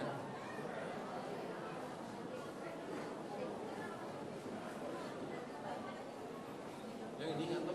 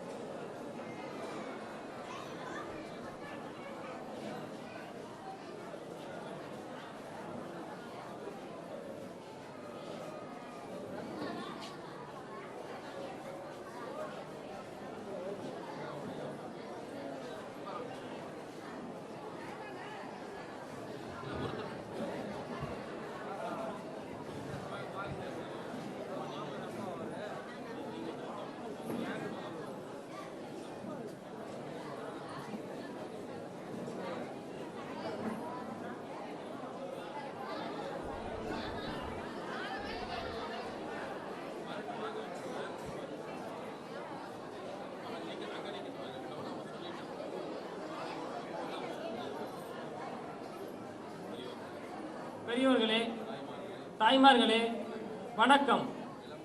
இளம்பிள்ளை தூதனூர் கிழக்கில் வசிக்கும் திருவாளர்கள் செல்லம்மாள், அங்குசாமி ஆகியோரது மகன் சந்திரசேகரனாகிய நான் சேலம் பள்ளப்பட்டி கிழக்கு தெருவில் வசிக்கும் திருவாளர்கள் சாந்தி, குணாளன் ஆகியோரது மகள் பிரியங்கா ஆகிய உங்களை இன்று முதல் வாழ்க்கை துணைவராக ஏற்றுக்கொள்கிறேன். இன்று முதல் வாழ்வில் ஏற்படும் இன்ப துன்பங்களில் சம பங்கு வகிக்கும் சம உரிமை உடைய நண்பர்களாக வாழ்வோம் என்று உறுதி கூறுகிறேன். அதன் அடையாளமாக இந்த மலர் மாலையை அணிவிக்கிறேன்.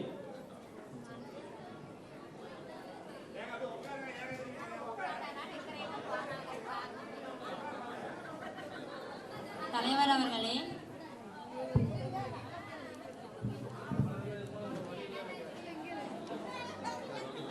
பெரியவர்களே, வணக்கம்.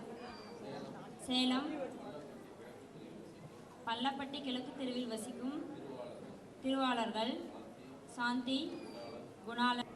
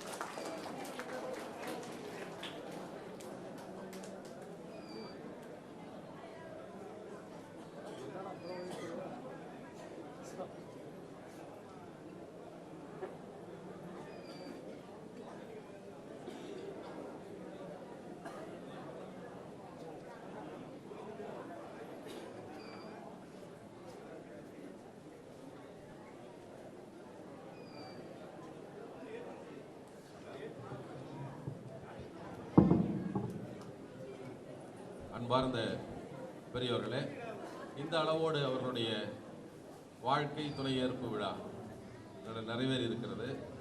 இப்போ சீர்திருத்தம் என்பதை பற்றி கூட பேசுகிற போது சொன்னார் நம்முடைய கோகுலக்கண்ணன். அவங்க சொல்றதுக்கெல்லாம், பக்தர்கள் சொல்றதுக்கெல்லாம் நாங்கள் எதிராக நடக்கிறவர்கள் அல்ல என்று சொன்னார். எது தேவையோ அதை வைத்துக் கொள்வது, தேவையில்லாதை விட்டு விடுவது, அதுதான் சீர்திருத்தம், வேற ஒன்றும் இல்லை. இப்போ இதில் தேவையில்லாத ஒன்று தாலி என்பது கட்டப்படுவதாகத்தான் எங்கள் கணக்குப்படி அதிகம், ஒன்று அதிகம் அது. ஏன்னா கல்யாணம் 2 பேரும் மாலையை போட்டாங்க, 2 பேரும் தாலி கட்டிருந்தா சமமாக கூட இருந்திருக்கலாம். ஆனால் எதுக்கு பொண்ணுக்கு மட்டும் கட்டுறாங்க என்ற கேள்வியை பெரியார் அப்போது கேட்டார். இல்லை கல்யாணமான பொண்ணுன்னு தெரியணும்ல என்பதற்காக கட்டுறாங்க. ஏன்